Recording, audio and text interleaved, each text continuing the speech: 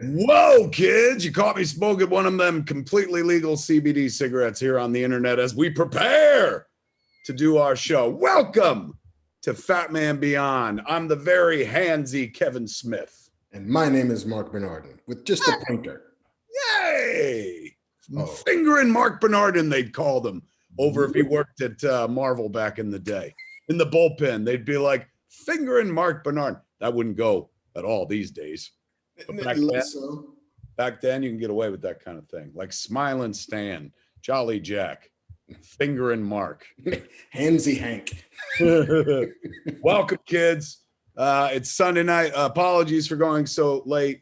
Some people have complained. Of course, the good folks over in the UK are like, oi, because, you know, they'd like to watch the show at a decent time, but we had to go a little bit late this week, or a lot late. Not because of me, not because of fingering Mark Bernardin. Let's bring in fucking Banff Boy to take his medicine. Hey, Banff man, get in here. Tell him what you were doing, why we couldn't start earlier. I was making I was directing a series of video game commercials today for a game called Big Cookin'. Now they just got way more than they bargained for. What's the name? Big Cookin'? Big Cookin'. It's a game where you're a chef in the kitchen. It's like an iPhone game, and you pay $1 or $2 to play.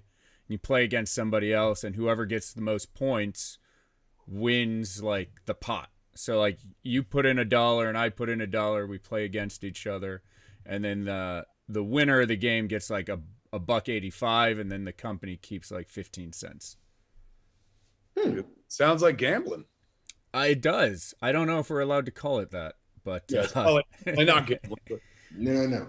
It's friendly wagering. Rocks, man. And so you were doing that all day or yesterday or whatever? Yeah, so I did that yesterday morning and all afternoon today. And Andrew, who will be joining us again soon on the show, was my DP. So little Fat Man reunion. It's been a dog's age since we saw Andrew, man, since we stopped going to the actual Scum and Villainy Cantina, but we'll be headed there soon. Tell them when, Banff man. So we're coming back on Tuesday, June 22nd. All the restrictions are lifting, and we can have people back in the bar. And then I think we're going to do another show that Saturday as well. So we're going to do a double dose to bring in live shows again. What? Wait, there's going to be another show there that's not me and Mark? No. Well, no, we're doing Fat Man on Tuesday the 22nd, the late night show, the show that starts at 8 p.m. And then on Saturday we're going to do a 2 p.m. show, I believe. Ooh. Is what we had discussed. So, for all the people who can't stay up all night on Tuesday to come see us, they can come see us Saturday afternoon. Fucking A. Sounds like a plan. Where will they be able to get tickets when that happens? csmod.com and also facebook.com/Scum and Villainy Cantina. There it is, kids. Come out and see me and Mark soon. As the world returns to normal. Go back to doing exactly what we were doing. Going to that bar, doing this in person. Yes. And then not doing it for a couple of months. But those two. Then we'll go back to this for a while. I'll be on the East Coast. Mark will be on the West Coast. But then, like September, every damn week in the bar, just like we used to. We, of course, get to do this every week, ladies and gentlemen, because some folks clear a path for us, man. They're called sponsors, ladies and gentlemen. They sponsor the show. And this week, we got a couple sponsors. The first up is one of our favorite, man, and certainly my wife's favorite, because every time they send a package, because we're about to do an ad, whoop, the package gets absconded with. That's right, kids. We're talking about Native, man. Go to native.com, native.deo.com/fatman right now while we're talking about it, or go to nativedeo.com and use the promo code FatMan. Check out. You're going to get 20% off your first order.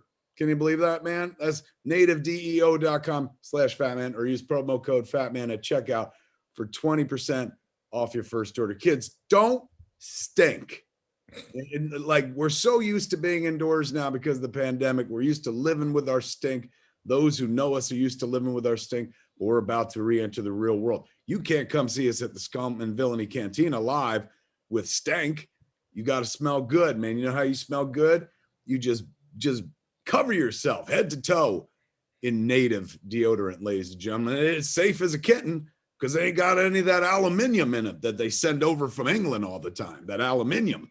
None of that. You know why? Because it's almost vegan safe. You can eat this. If you were on a desert island and all you had were some native bars, number one, you'd be smelling good. Number two, you'd probably be chowing down. You, my friend, are eating a meal because all of those contents are plant-based. Tell them, Mark. I feel like we should also say, don't eat the deodorant. But you can. I thought I was very clear about the desert island situation, Mark. Very rarefied fucking breathing there. But, like Native is on a mission to overhaul your entire hygiene routine by putting the care and self-care with products carefully made to work against odor that are made with simple ingredients and smell great. You can get their deodorant body wash in scents like coconut and vanilla, coconut and pineapple, citrus, herbal musk. Yeah, you can. Lavender and rose and more. You can even build your own personalized product bundles. Mix and match 3 of your favorite scents and keep them on rotation so you got something for every occasion. This product is legit wonderful, kids, and it works for me. Strong enough for a man. Well, we can't use that ad, but like I'm telling you right now. Looks like a pump. Feels like a no, can't do that. Can't do that. 30 minutes or it's free. Can't do that either. My wife swears by this shit. I honestly feel like the only reason our marriage is still going is because I get the free Native and she takes it. My shower looks like what I assume the owner of Native shower looks like. All Native products stacked high. I wash my hair with Native products. I wash my body with Native products. I stick Native products under my armpits when I go to sleep at night, Mark. What do you think I'm dreaming of? Cheeseburgers and Native. I'm a fucking vegan. I stopped dreaming about cheeseburgers 3 years ago. It's all Native now. Nothing but Native. The good folks at Native Deodorant have been proud sponsors of FatMan Beyond. I've got a lot of shows. FatMan Beyond for many years now, ladies and gentlemen. Please go show them the love that my wife shows them, but pay for it. That's the difference between my wife and everyone else. She's like, you still got any of that? You got any of that free Native Deo? And I'm like, why don't you just buy it like everybody else? First taste is free, I tell her, man. Then she gets to go out and get it herself. But you know what she does? She goes to nativedeo.com, ladies and gentlemen. And then she uses the promo code FatMan. And you know why? Because she's going to get 20% off her first order. Stay fresh, stay clean with Native by going to nativedeo.com/FatMan or use the promo code FatMan at checkout and get 20% off your first order, man. That's nativedeo.com/FatMan or use the promo code FatMan at checkout for 20% off your first order. We thank, slobberingly grateful to the good folks at Native Deodorant for sponsoring tonight's episode, the first half of tonight's episode of Fat Man Beyond. Second half, ladies and gentlemen, we got a whole different sponsor because I don't know if you kids know this or not, but it is the 40th anniversary weekend of Raiders of the Lost Ark. 40 years ago, Indiana Jones entered our lives, kids. And so the good folks at Paramount have put together a sweet-ass package where when we go into the Q&A portion of the show and Raiders of the Lost Ark takes over as our sponsor, you're going to get a chance to win this prize pack. Tell them what it is, Mark. They are going to get to win a fabulous new 4K Ultra HD box set collecting all 4 of the original Indiana Jones movies. Been remastered with HDR10 and Dolby Vision, state-of-the-art Dolby Atmos for optimum picture and sound quality, just in time to celebrate Indiana Jones's 40th birthday. He's probably, yes, Harrison Ford has been getting double ARP emails for a long time, but now Indiana Jones himself is old enough to think about retirement. Not that he will, but he could. We know he's not going to retire. We saw a photo of him on set this week wearing his mask, being a good guy, man. His cup of coffee. Holding his coffee, ready to do it. He's like, which one's this? Crystal what? I don't give a shit. He's ready to go. I'm telling you, man, James Mangold's going to make a fantastic movie. But until then, we can bathe ourselves in the Steven Spielberg and George Lucas glory of Raiders of the Lost Ark, Indiana Jones and the Temple of Doom, Indiana Jones and the Last Crusade, and Indiana Jones, the last one. Is that part of this kit as well? Yeah, you're never going to be able to not get the Kingdom of the Crystal Skull. Look, I'll take it. I want it. I don't care about the rest of the internet. I'm a completionist, Mark. So I'll take that crystal skull and I'll put it right. I'll take it if they give it to me when I buy the other three. Later on, we'll spend some time talking about the Indiana Jones movies, particularly Raiders of the Lost Ark, as me and Mark both reminisce about the day that we saw it. Because kids, we saw it in theater. Well, I can speak for myself. I saw it in a movie theater day one. What about you, Mark? I don't think it was day one, but it was definitely the original run. And that's saying something because that was back in the day when movies would like be in theaters for a year, then disappear, then come back for a triumphant another return engagement. Like you could see it in theaters, like E.T. you could see in theaters for a long time. Star Wars would go and come and go and come. But I saw it in the first run, so I feel good about that. I saw Raiders of the Lost Ark 43 times in the cinema, as the Europeans say. Damn. Those were the days where your parents would drop you off at the multiplex and you'd spend all day hopping from movie to movie. And Raiders played for so long. So every time I went to see a movie for like almost a year straight, when that movie was done, I would just go watch Raiders of the Lost Ark again. And it wasn't like you can just pop in, look at a little bit and leave. Like once you're in the theater, you got to bury so they don't see like, hey man, you wouldn't pay for those tickets. So I watched the whole movie all the way through all those times. We'll talk about that and so much more in the second half of the show when we go to Q&A. And the best question of the night, ladies and gentlemen, is going to walk away with that tremendous box set, courtesy of the good folks at who's responsible for this? Paramount's doing it. Paramount still has like the home video rights at the very least to those first four movies, even though Disney bought Lucasfilm. Yeah, that's what I thought. I thought this was part of the Disney world. Hey, you know who would know about this sort of shit? Banff Man. Yo, Banff Man, little Lucasfilm bitch. Get in here. Banff. Getting so abused on his last couple of outings. If anybody knows, it's got to be you. What's going? Why did Disney buy Raiders of the Lost Ark? I feel like they did. Well, it's weird because when Disney bought Lucasfilm, 20th Century Fox owned A New Hope. So A New Hope didn't like carry over into the on the distribution side of the pictures. So like when they first put those movies up before Disney bought Fox, A New Hope had the 20th Century Fox logo and they stripped it off Empire and Jedi because Lucas owned those and then all the prequels just to himself. So I imagine this has got to be something similar to that. Like maybe Disney has the rights to the movies going forward, but Paramount still has the distribution rights to the initial 3 plus that other one, Indiana Jones movies. Gavin Halleck in the chat says Kevin is selling pirated DVDs. We're not selling pirated DVDs, are we? I don't believe so. No. I'm trying to work in this business. I don't want to get thrown out for bootlegging, for heaven's sakes. Add out for our like trunk full of CDs. Yes, as you'll find me out in the parking lot of the Arby's across from the old what's that place where they sell all the hip records and shit like that? Tower Records. Oh, there you go. The other place, that other joint, Damn Goody. Oh, no. Amoeba, that's right. Amoeba. I was going hip, Mark, hip, not urban, not the fucking mall, suburban. Amoeba. I'm gonna be in the parking lot at a fucking. It's not even maybe it's a Hardee's. I don't know. Across the way, the joke fell apart. I'm gonna let it die right there. Point being, yes, we're not. When Disney bought all the Marvel movies, like Paramount held Iron Man for a minute, but then it eventually went to Disney. I wonder if that will happen with the Indiana Jones movies. I mean, there will probably be some kind of arrangement that those studios make so that, Disney can release the giant 5-film box set at some point, just as I'm sure they made some financial payment to Paramount to get Iron Man, lock, stock, and barrel.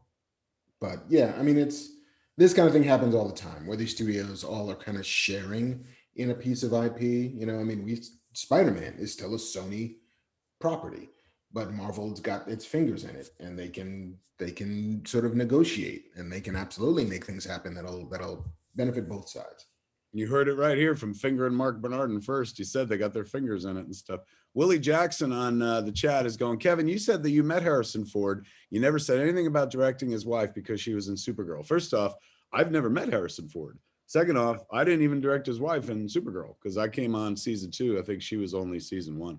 But I've never met Harrison Ford. I don't think I've ever even had like a holy shit, it's Harrison Ford. Like, of course, I've met and worked with Mark Hamill back on Jay and Silent Bob Strike Back, many other things since then. But most recently, Mark, I've worked with Mark Hamill in a little project perhaps you might have heard of this week called Masters of the Universe Revelation. It seems as if I've seen it in passing, trending once or twice. More on that later. But I've met, of course, and worked with the late, great Carrie Fisher, but I've never, I don't run in the same circles as Harrison Ford, which is crazy because I hear he's a big stoner, and so am I. So you'd imagine we'd work well together, but I ain't no Jimmy Mangold. My mom been telling me that since I was a little boy. She'd say, Tiger, you ain't no Jimmy Mangold. I know, Ma. I know. And you gotta rub it in, Ma. Yeah, my mom would like to put it on front. You're many things, Tiger, and to me, you're everything, but you'll never be Jimmy Mangold. And I was like, fair enough. He's gonna make a genius movie, dude. I don't know that guy. I got no skin in the game, but I've seen every movie he's made, and he's the real deal. He does it for the love. I don't think he's in it because he's like the money's green. I think he's a born storyteller. So I think that Indiana Jones movie is gonna be amazing. But we'll talk more later on about Raiders of the Lost Ark. Right now, ladies and gentlemen, we're going to talk about what you came here to see us talk about. And that, of course, is Loki. Indeed. Marvel dropped another show this week. It was on Wednesday. Was that right? Midweek? It was, yeah. They'd given us a little break. Then we'd had the rapid fire 1-2 of WandaVision and then Falcon Winter Soldier. Like, you know what, guys? Take like a month off. Let's let you get back to you. Let's let you pay some bills. Let's let you do some shit in the world because you've been locked down waiting for the next episode of these things all the time. Let's give you some time off. And now they came back for us with some Loki. Now this series, when they announced it, I was like, oh, I'll watch it. I was like, I'll watch it. I was like, I'll do them a solid. They need the help. I'll watch it. It's Marvel. They're always struggling. I'll watch it. I was like psyched for WandaVision. And with Falcon and the Winter Soldier and Loki, I was like, yeah, I'm sure they'll be good. And as we saw, Falcon and the Winter Soldier was fantastic. Episode 1 of Loki, brilliant. They're taking us on a different journey altogether. We ain't seen this show before. Spending this much time with Tom Hiddleston in that character role that made him famous and being able to explore it. And then, Mark, getting to the fucking feels of it all, as he sees the damage, that he's wrought across his life, and then sees like his life if he had stayed in that timeline, if he hadn't wound up in the TVA. So aside from like some, fucking bureaucratic laughs, like watching a show set at the fucking, DMV, you got that. You've got, continuing major character from like the earliest Marvel Cinematic Universe days with Loki taken front center stage. And then you've also somehow, in a story about, the god of mischief, you got this really what's shaping up to be a kind of human story. It smells like. Owen Wilson has always been Owen Wilson, but boy, oh boy, they put him in something that I'm like, I'll watch him do this every damn day. Like it's the role he was born to play, himself in the show. Because he's such a charm fucking factory in this thing, man. Like even when Loki's like, I'm gonna burn this place to the ground. He's like, you could start with my office or start with my desk. Like, good shit, man. Funny shit. So I love what they've started with. I thought they were gonna give us 2 episodes to begin, but just 1, but no complaints, because it was a solid, almost an hour-long fucking episode and quality from top to bottom, man. I'm in. I like this journey. I like where we're going. I'm not quite sure, as they told spoilers, that they told us at the end, they're going to use him to hunt him. So there's a whole bunch of stuff we're about to find out. But I'm on board, man. Like, I know a lot of people are like, Marvel cut you a check. I fucking wish. Because really, I cut Marvel a check all the time.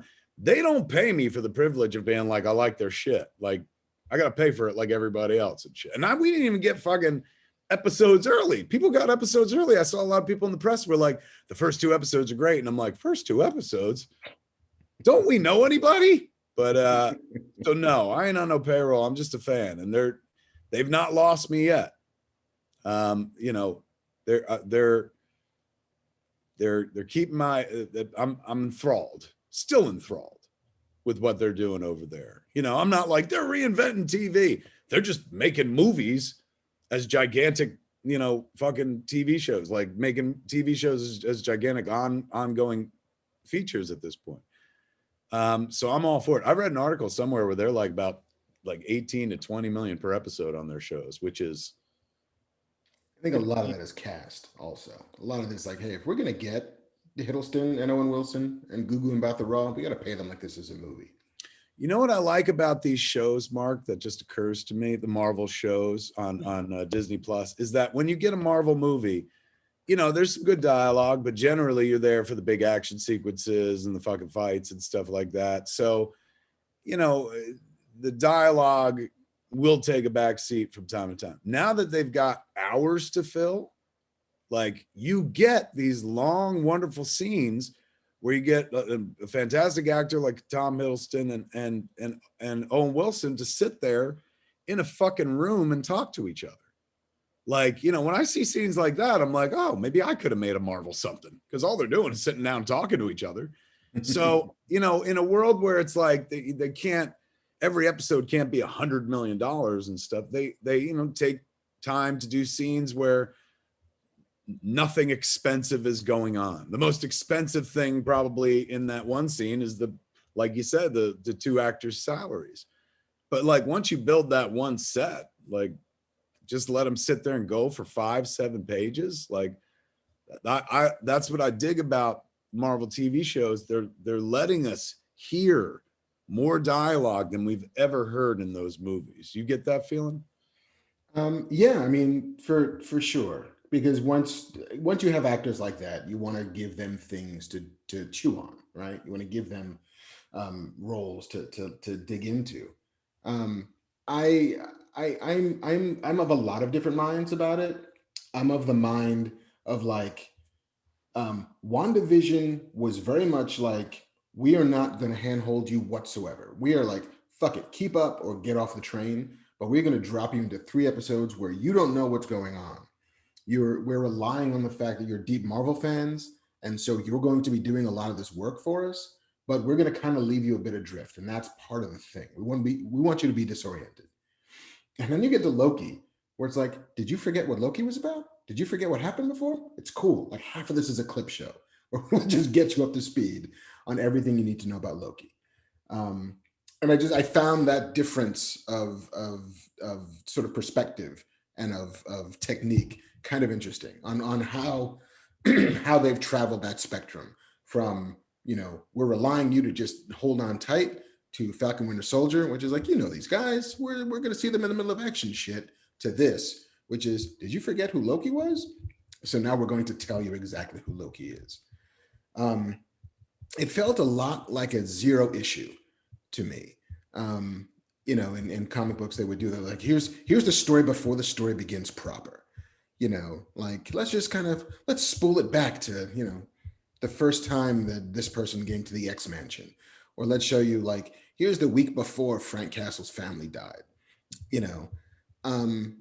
Because there's lots of filling in blanks of, here's who Loki is, here's what he did in the Avengers, here's what happened to him in Thor the Dark World and Ragnarok, and here's what the TVA is, and here's the sort of Brazil 12 Monkeys kind of, amazing design work, but here's the bureaucracy of time, and let's show you what that is. And like, all right, that's kind of cool, but like the story doesn't really engage until you're in the very last moments of it, when they're like, there's an evil variant of you out there that we need you to help us catch. Like, oh shit, that's badass.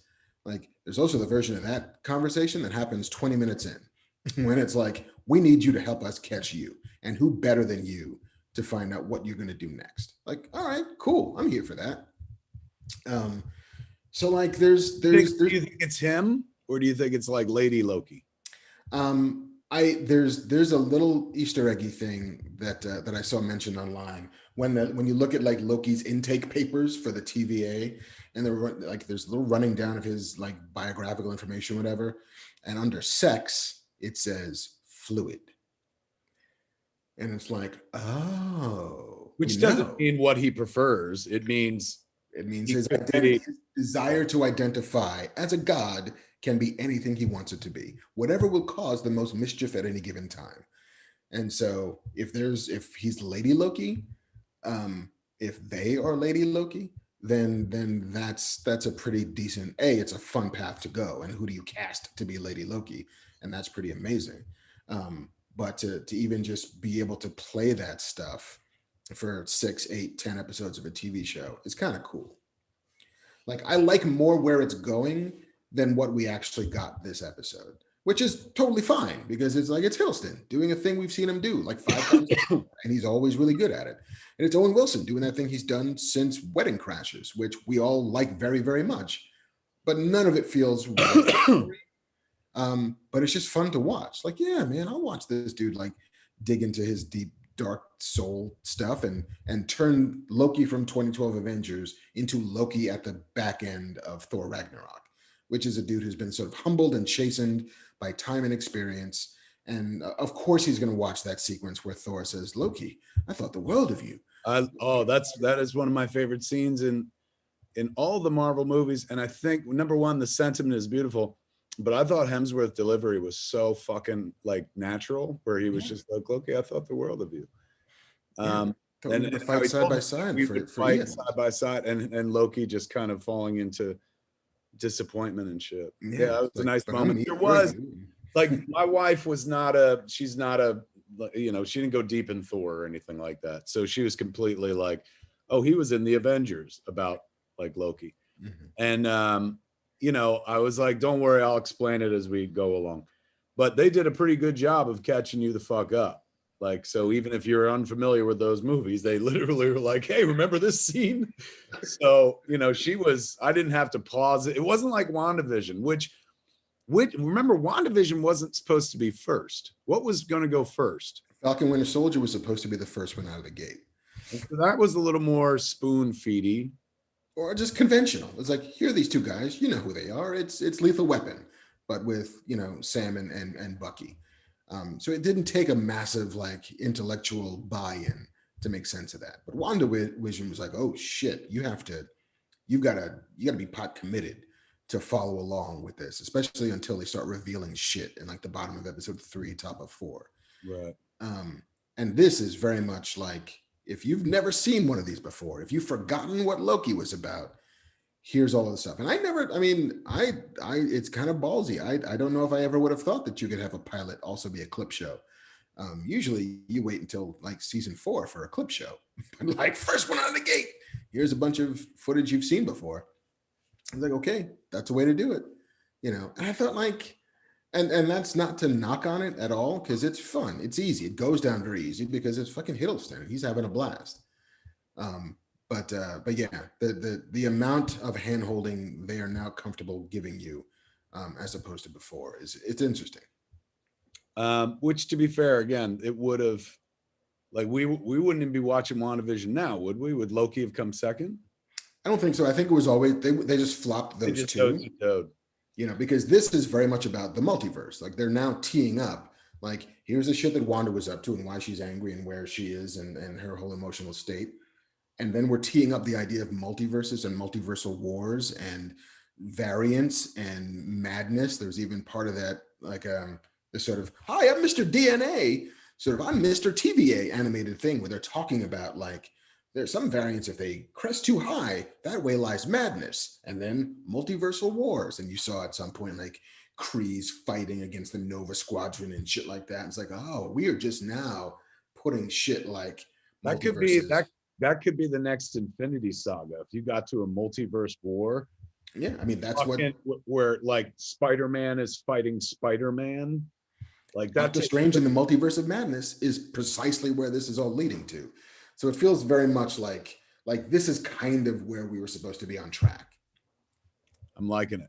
Let's talk about two things in the show that were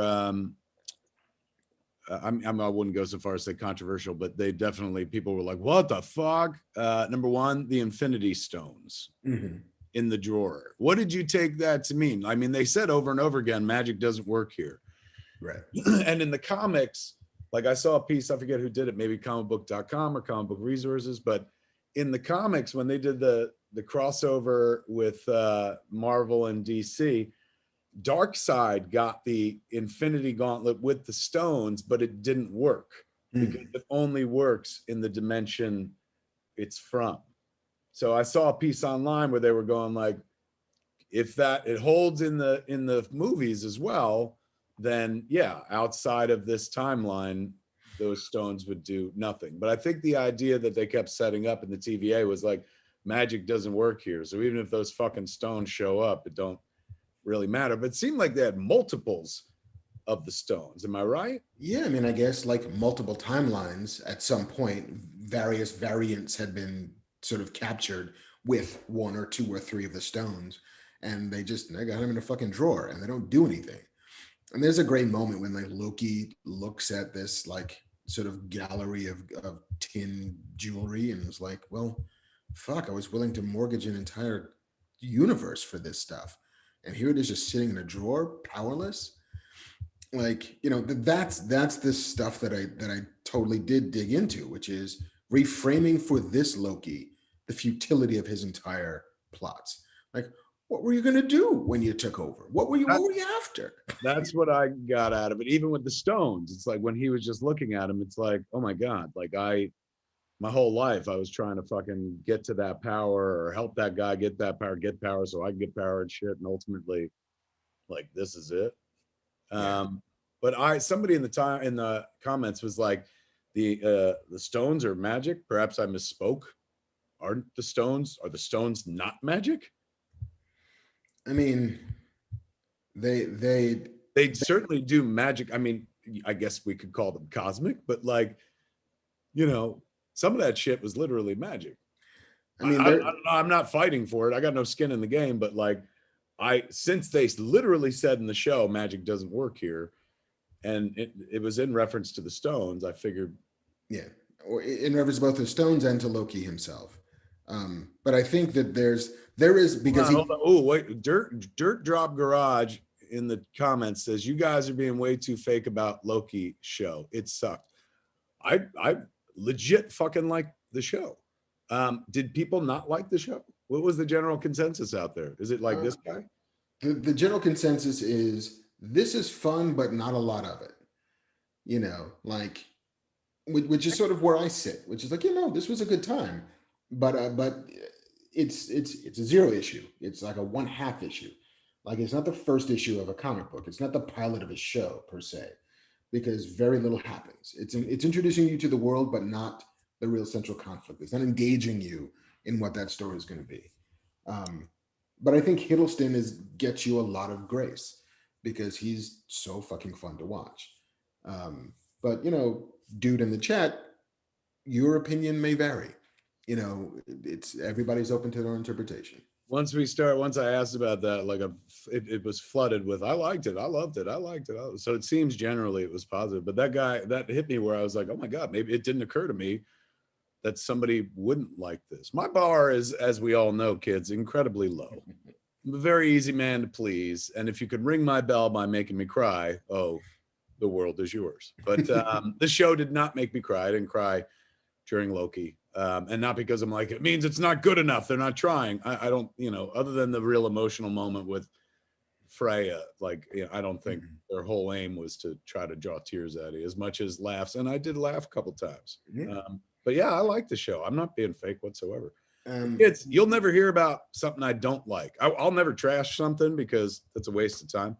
But if you don't hear me talking about something, chances are, I tried it and didn't like it and shit. So when we do talk about a thing, it's because we like talking about a thing, and we're going to continue talking about a thing. I mean, we got how many more episodes of Loki? I don't even know. Mr. Banffman, might you know? Banffman, na na na na na na na na na Banffman, na na na na na na. I don't, but I'll look it up. Bamfed in for that? Fucking waste of time, man.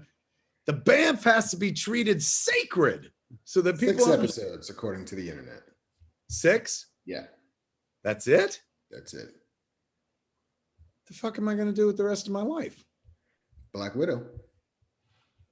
That's only 2 hours max. What's the next show after Loki? I think it's Black Widow, then Shang-Chi, and I think we get Hawkeye. They make us go to the movies for a little while. They're gonna make us go to the movies, or sit at home. Thank you, Disney Premiere. For $30, you could sit at home and watch Black Widow. You think they're gonna keep that up after the pandemic's done? So far they show no signs of slipping, and if the audience continues to go to both places in robust numbers, why would they? They could charge me.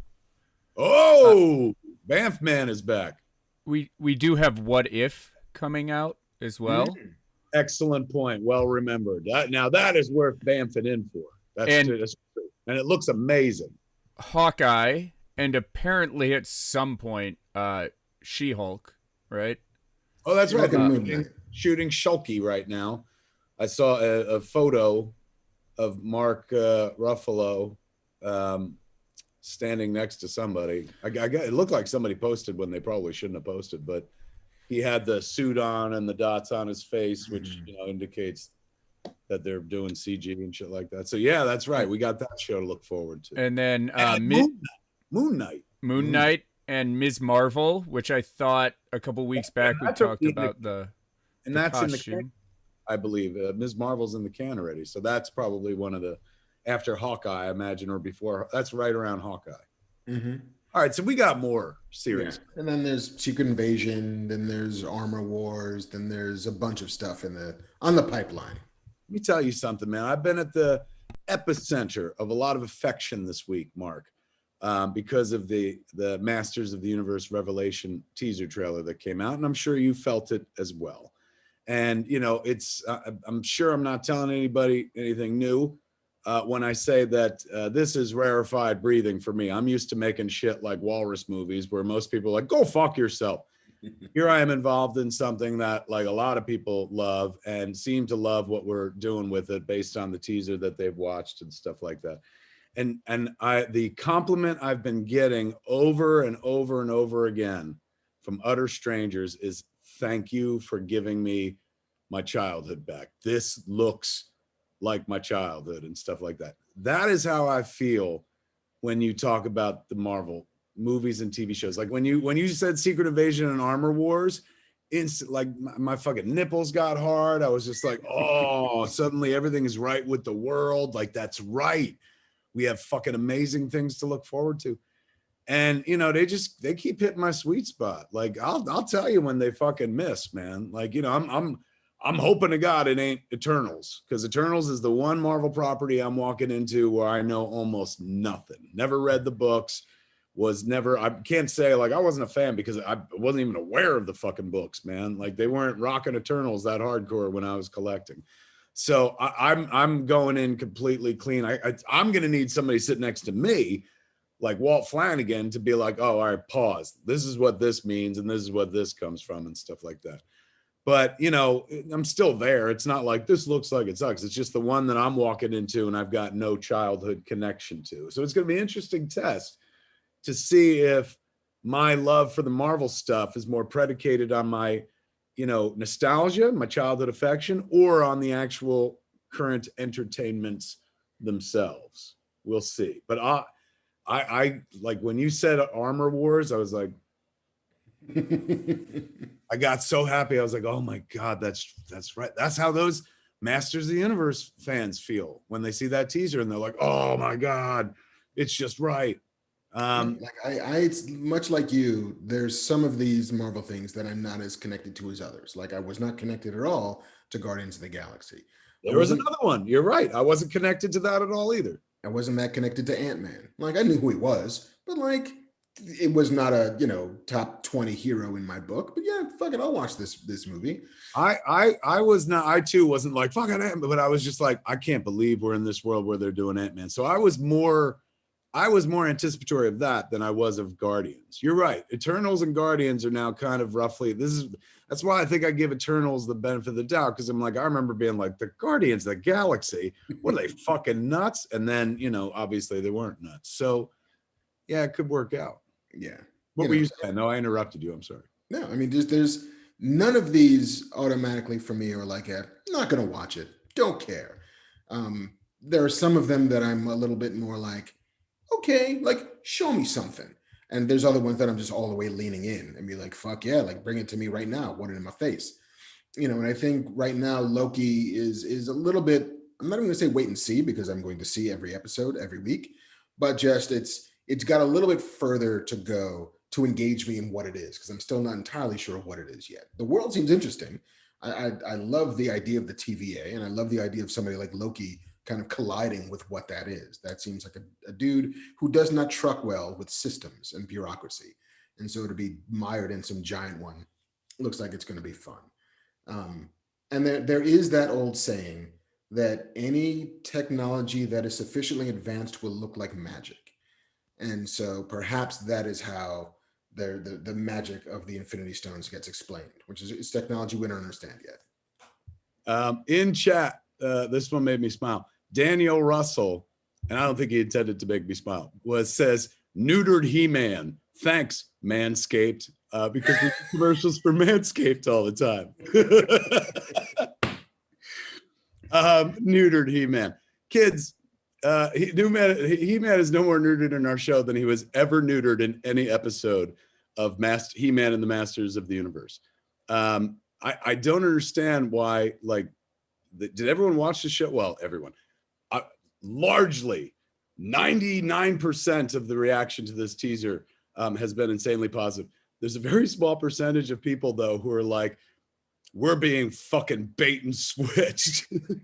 They really feel like we went out of our way to trick them, Mark, which is like fascinating to me. But in any event, that makes me like smile, because apparently our advertising is effective. Like this cat remembers that we do Manscaped commercials, and they were not this week's sponsor. They weren't.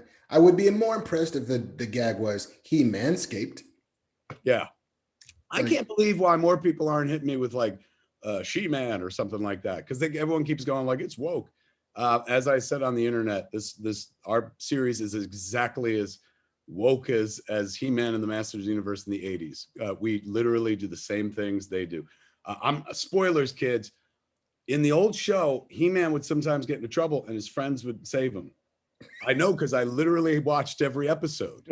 So spoilers again, we do that in our show as well. Like there are moments when friendship is the only way to get through something. And that's what we learned watching every episode of He-Man and the Masters of the Universe when we sat down to do our writer's room. So if you're bumping into that, you might bump into the old version of the show. But I'm telling you, I've never felt so much fucking love, dude. Like like people are so like warm and fucking wonderful about the teaser. This is the crazy part. Ready? So like online, it's easy for people to be like, you rock. And just as easy as it is for them to be like, you suck. This time around, it was more of the former, way more of the former, like very minimal latter. Nobody going, you suck. Some people suspect though, going like, Sus. the bait and switch. I've seen that a lot. That's kind of nuts. But the like overwhelmingly positive response makes me so happy, because like that teaser, like while wonderful, and thank God Teddy Biaselli, who's been our shepherd through the entire project, like the guy for whom we're making the whole show, he's the one that brought us into Netflix. There's other He-Man or Masters of the Universe projects going on. There's another show called He-Man and the Masters of the Universe, and it's more like it's wrong to say it's a kid show, because ours is a kid show as well, but definitely more youth oriented with CG characters and stuff like that. For new fans. What is it? I think it's like for new fans. Like if you're a 9-year-old kid and you've never seen it before, that's your on-ramp. That's exactly it. And kind of a reinvention of the franchise as well. And then, of course, they're always trying to make the feature film, which, like, I wish I had any sort of news for you. That's a completely different division. So I only know what folks know online. I read the same shit you do. I got no other inside information on that. But we were hired literally to make the show for like Teddy and his age group who grew up watching the show, for whom it was religion. That's why, like, I knew we would never fail with the show, because the guy who's in charge of us, the guy who signs our paychecks, the guy who made all of this happen, is the guy who knows more about Masters of the Universe than anyone watching this will ever fucking know. Like, and that's not even an overstatement. That the dude is a walking encyclopedia of Motu. And right now, if you're excited for Masters of the Universe Revelation, you are literally living in Teddy Biaselli's dream. This is something he's dreamed about since he was a kid. Like when I met with him to get the job, he was the one that was like, just do me a favor. When I was a kid, I thought this was real. I thought every episode Skeletor was going to kill He-Man. I was scared for him. He's like, then I got older and I realized that was never going to happen. He's going, all I want is to feel that way again. I just want to feel stakes. I want to be convinced that like something bad could happen to these characters and stuff. He's going, and just please don't treat it silly. He's like, it's low hanging fruit for some people. And so they'll want to make fun of it. They'll want to like tease it, make pop culture references and stuff like that. I really thought he was talking directly at me. I'm like, well, isn't that why I'm here? But he was like, just do me a favor, like treat it seriously. Just for once, I just want to see if this would work. This is his words, and it shaped the whole fucking project. He goes, treat it like Shakespeare. And so I was like, all right, like fucking we'll play this serious as a heart attack and whatnot. And it's not to say there's not fun in it and levity and stuff, just like the show that we are spiritually sequelizing.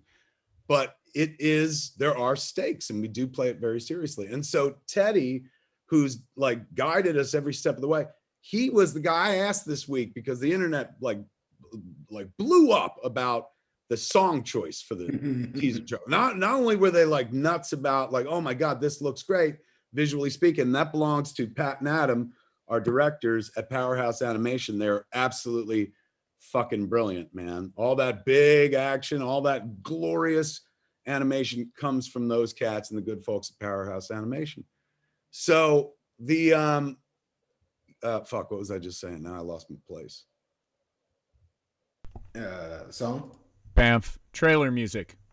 Thank you. So I asked the good folks in marketing, Joey and the folks at marketing and Netflix, I said, the internet like thinks that I picked that song. And you know me, I don't like to take credit for shit that I didn't do. So please tell me who picked that song. Like what marketing person like said, oh, let's take that song.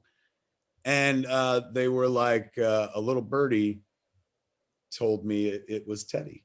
And I was like, what the fuck? Are you serious? They're like, absolutely. And this is the charming fucking story of why that song is why Hero, I Need a Hero, Hold Out for a Hero by Bonnie Tyler is in our teaser trailer.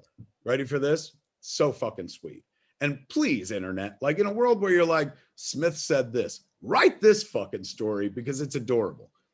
So Teddy tells the marketing folks, like they give him a trailers with a few like song options. And naturally we wanted an 80s song.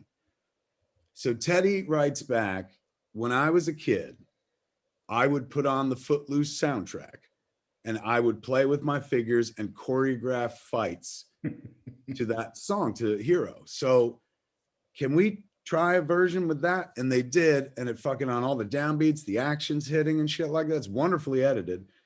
But that came from the head and heart of the guy who's been guiding this project from day one.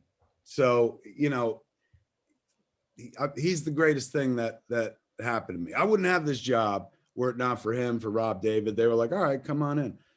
And, you know, I was safe the whole time because you could never go off the rails. Because on one side, you had Rob, who had written the DC Comics version of He-Man, the Master of the Universe for the last few years. And on the other side, we had Teddy, who it's like, whenever you do a Zoom with him, his background is literally all the Motu figures out of boxes, and they're the original ones from his childhood.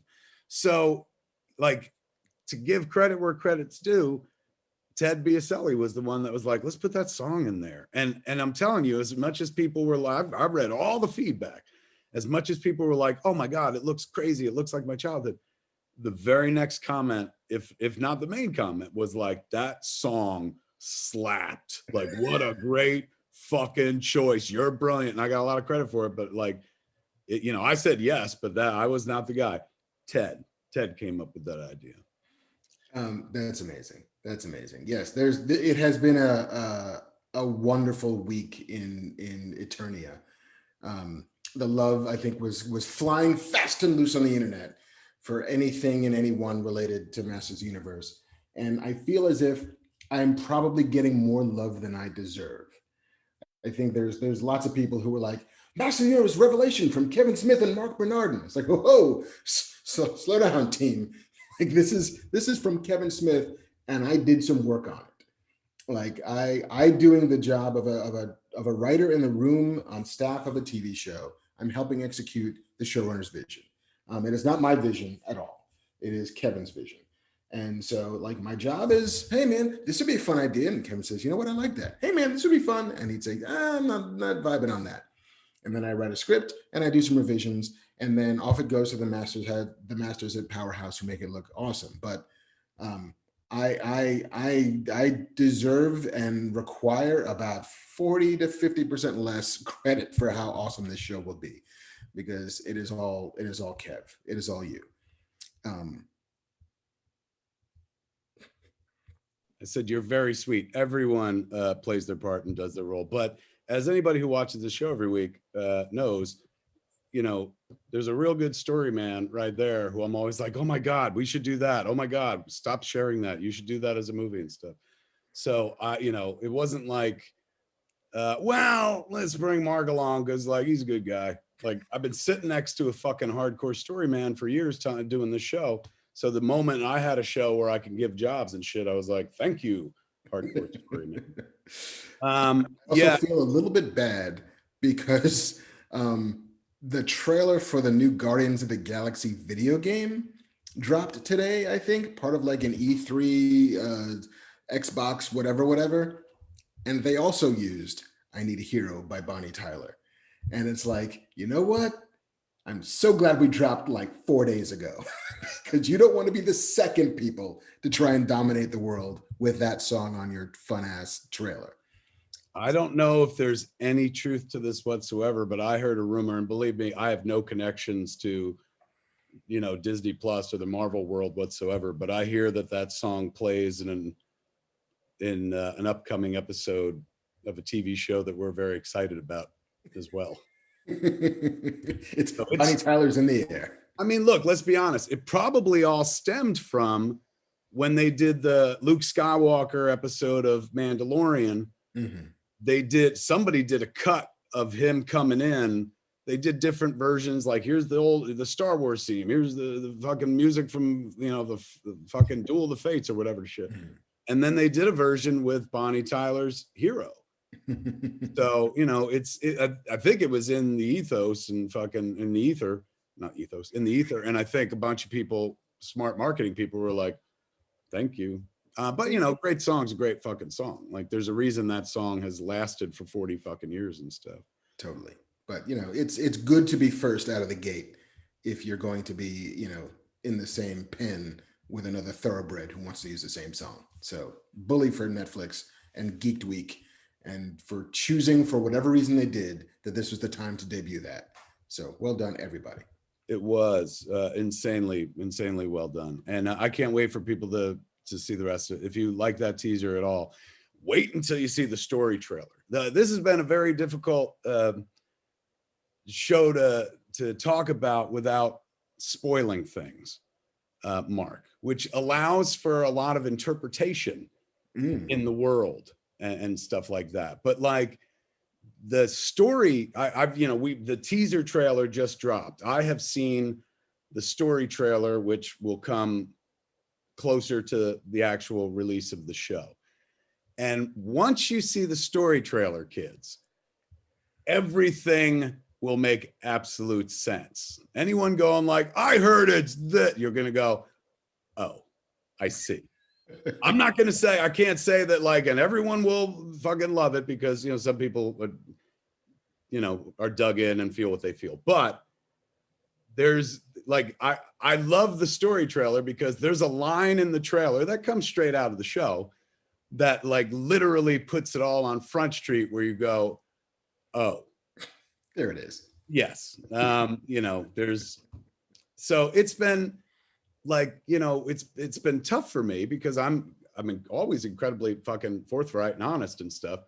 But like, there's like, I can only go so far, and I can't say some things that would like dispel like a lot of chatter, because I'm not allowed, like literally not allowed to spoil the fucking thing. I don't want to lose this job. I like this fucking job. So, it's when you work for somebody else, when they're my toys, like if I'm making Clerks 3, you'll hear all about it, kids. I'll tell you every fucking detail, so much so that you can skip the movie. Most people do when it comes to my stuff. But since I'm working for somebody else, both Mattel and Netflix, I'm not as free to divulge all the details of the things that I'm working on and stuff. So I can't say, one or two things that would just kind of wave away, a lot of like people going like, well, I heard it's this. But like, me, I'm a lover, not a fighter, Mark. And I always like to make people happy. I saw like a story this week, like where I was like, oh, like my instincts to want to make people happy come to the forefront, but like, I'm not going to be able to do it. So online, like there were a bunch of people that were like, you better apologize to Clownfish, because there was a gentleman named Clownfish, or a website Clownfish, where they had put up a tweet last year, maybe in March, I don't know, but this is the tweet, and I responded to it. In the tweet, it said, Bounding Into Comics had this, because I couldn't find the tweet. It has been deleted. It looked like I couldn't find it, but they wrote what was in the tweet. So they said here on Bounding Into Comics, in March, Clownfish TV shared a rumor from an alleged insider that detailed, quote, and this was a quote, Teela in our series, Teela is a better He-Man than Adam, and he steps aside to let her and her girlfriend take over hero duties. Okay, now that was tweeted. And so this is what I tweeted back. Ready? And this is March 2020. I said, as showrunner, I was trying to be nice. I was like, and fun, like, keep it light. As showrunner, I really could have used these story suggestions before we locked the scripts. However, no, He-Man does no stepping aside, and Teela has no girlfriend in our show. She has a friend who's a girl, but she has no girlfriend. That would be like saying He-Man has a boyfriend. He has a friend who's a boy in the show. He doesn't have a boyfriend. The storyline is pretty dark and way metal. Before Revelation, we were calling it End of the Universe. So, you know, I didn't think that was very confrontational, but like to literally respond to this person said, this is what I'm told the show is about. I'm going to read it again. Tila is a better He-Man than Adam, and he steps aside to let her and her girlfriend take over hero duties. I wish I could apologize to Clownfish just because, like, I like peace. I like, you know, I'm a lover, not a fighter, Mark, but like that is patently untrue. There's not a single part of that. Mark, you've read the scripts. I have. I'm going to close my eyes and not make any eye contact with Mark. Mark, how am I right to say that was absolutely untrue? That what was tweeted and alleged is a falsehood.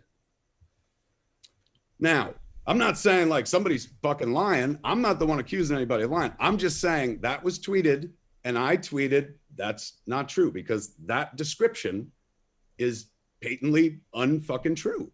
Untrue. So there was another tweet at one point where I guess they had like retweeted somebody. Screen Rant was retweeted, I think, by Clownfish or something. This goes to May 28th. And their tweet's unavailable, but in it, they put up like in the synopsis, it says this.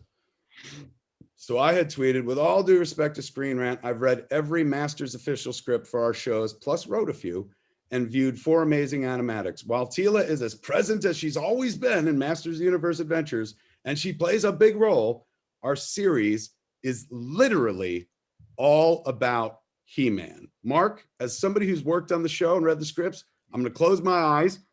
Would you agree with that statement? Yes, the show is all about He-Man. So, Mark, you know me. I'm not a fighter. Do I have something to apologize for? I don't believe so.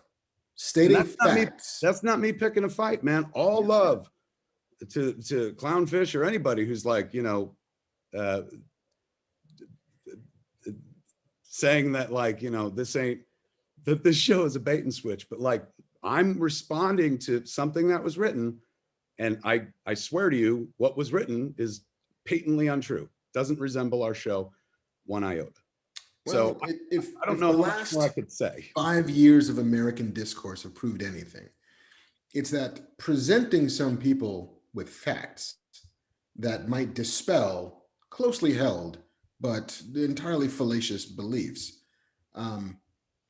can seem an affront where none was intended. A corrective is not an assault.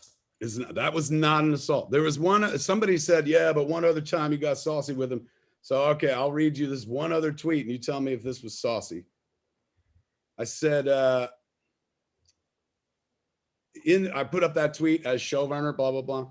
And then I commented on the same tweet. And I said, also Clownfish, instead of posting your faux insider info, because he said that it was from an insider. So I'm quoting insider. I'm not saying like, you know, I'm not being facetious. I was using his line. I said, here's a real story. Mattel made a behind the scenes video featuring our actors recording. So a fan took some of Mark and Lena's dialogue and spliced them into old Filmation clips. And I gave him a clip. So I, you know, ever trying to keep it light. I'm not like, I ain't here to fight. I love this shit. Like, I don't find anything in pop culture worth fighting about ever. Like, if you don't like it, that's fucking great. I'm sorry. But like, if I like a thing, I like a thing. Mm-hmm. And you know, when I see misinformation, like I correct it. That tweet going back to March was absolute misinformation. And you know, some people are like, well, I've seen the synopsis for the show. I'm like, great. Does it sound like that tweet? Because that's not the show. I don't know how, but you know what? Don't matter. When the story trailer goes out there, then people will be like, oh, that's you know. Bamf. Oh, look, Bamf is here. How are you, Bamf Man? Good. I'm just looking at some of the chat, and a lot of people are saying like, well, the people from Clownfish are the real He-Man fans and the OG He-Man fans. So I'm just going to say I'm 40 years old. He-Man was the thing when I was a kid that I cosplayed, that I like went out and I got the stupid like cheap $2 dime store plastic sword, and I have the power in my backyard. My brother and I played He-Man. That's what all the photos of. I'm not playing Han Solo or Luke Skywalker. I'm playing He-Man. So I would consider myself one of the target audience OG fans of He-Man. And I may have slipped into your house and seen a handful of these episodes.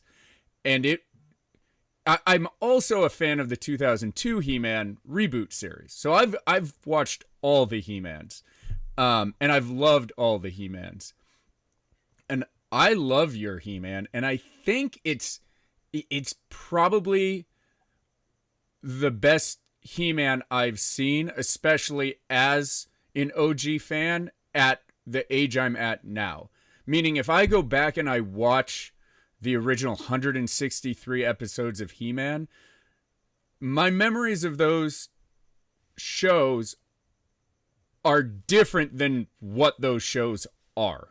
Like, as a kid, those were the most epic. Those were Avengers Endgame. But for me watching your show, it was the way I remembered the show as a kid.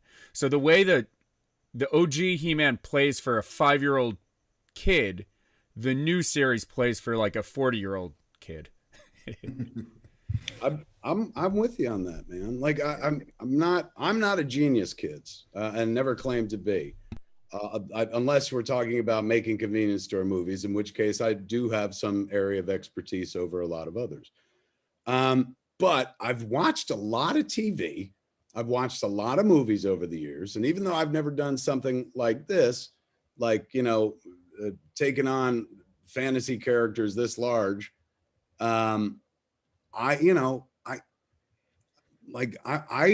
come from the same place that most of the audience comes from, where it's just like, I dig Marvel because they reserve my childhood to me in compelling new ways. Like, Marvel was our lodestar in the writer's room. Like, the idea of, you're not gonna have anybody come in, sit down and be like, they fucked it up. Can't do it. I mean, again, I don't know how many different ways I could say this. Like, I'm not even being facetious. This isn't like Hollywood bullshit. I literally would have been fired by the man who hired me, because the man who hired me loves He-Man way more than anyone on the internet. Like, wait, the dude has reorganized all the functioning principles of his life and work to get to the position where he could fucking demand that they make this He-Man series. Like, that dude would have fucking fired me. I promise you. Like, I know some people are like, come on, you're Kevin Smith. Yeah, that means I don't get hired a lot.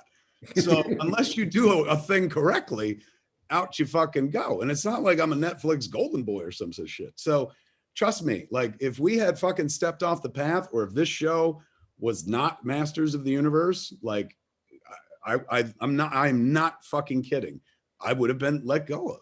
Like, and when it comes to the clownfish of it all, it's like, it is not a matter of the depth of your fandom, or your relative depth of fandom compared to anybody else out there. It's a matter of, I know what's true and what isn't true, because I have knowledge that somebody else doesn't have. That does not require you to have to pass some fandom test to be able to prove the veracity of a statement. Like, I will happily, but at the same time, I'll happily take a fandom test, especially when it comes to Motu. At this point, absolutely. Yeah, I mean, right? Like, if you had asked me 2 years ago when I started the project, I still would have been like, yeah, I'll take that test. But I would have been like, well, I got a 50-50 chance of winning. Now, holy shit. Like, I'm so steeped in the Motu, the Mattel mini comics lore, every episode of fucking the Filmation show. We watched the 2002 show as well. We didn't go as deep, but like, it was wonderfully done and very close in spirit to what we've done, in as much as they continued the story, as all the characters, they all look like the way they're supposed to and the way you know them and stuff like that. So, I'm happy to I'm not looking for a fight, but like if anybody's like, he don't know fucking He-Man, I'm like, all right, well, I guess you're about to see, like, in a month. Yeah. But it's like, I don't know particle physics, but I know E equals MC squared. Here, And so like, if you have E equals MC1, I'd be like, no, that's wrong because this is right. And I have the homework to prove it. Like, you just knew a thing he didn't know. And he got defensive about what he didn't know. I'll never forget finding out that Chris Nolan like didn't grow up steeped in Batman. Like, you watch fucking Dark Knight Return or The Dark Knight or even Batman Begins, and you're like, oh my God, this is a motherfucker who knows, he goes deep and hard on Batman and stuff. But he grew to know Batman incredibly well, but it's not like he was like, oh, this shit was in my DNA and whatnot. Like, so I'm not, believe me, I ain't comparing us to Chris Nolan by any stretch of the imagination. I'm just echoing what Mark was saying, in as much as like sometimes like the world's biggest fan of a thing is not like the person who gets to create it. Sometimes they get somebody who's just like strong at storytelling. Yeah. I brought together a team that was very strong at storytelling and got lucky in as much as I pitched a story, which again, I don't know how many different ways I could say this. The original story was called Masters of the Universe, the end of the universe. So it's pretty fucking bleak tale, pretty, in terms of where Teddy was just like, I want steaks. I'm like, well, it don't get steakier than this. So I Black Angus, or we can do the end of the universe. I look forward to everyone seeing. I'm so thank you for everyone who said kind things about the teaser and like, my God, the amount of coverage we got. Like the Netflix people were ecstatic. All the folks in marketing, Teddy was over the fucking moon. We trended like in the top 5 again. At one point Orko was trending and Skeletor. Like I've been listening to Mark be Skeletor for over a year at this point, but this was the first chance that a lot of the world got to hear Mark as Skeletor, and that captured a lot of people's imagination. So they wrote about that. But yeah, we're getting close, and I can't wait for people to see it. But the teaser trailer's out there right now. If you haven't seen it, the story trailer will come closer to release, and then July 23rd, kids, you get to go to Eternia with me, Mark, and Dia and Tim and Eric and Teddy and Rob and all the cast and the Powerhouse Animation kids, Pat and Adam. Again, I can't sing these fuckers' praises enough. Pat and Adam are directors, man. Like, when you watch like in the big fight sequences in the teaser, like with the giant fucking fist and shit like that's the boys.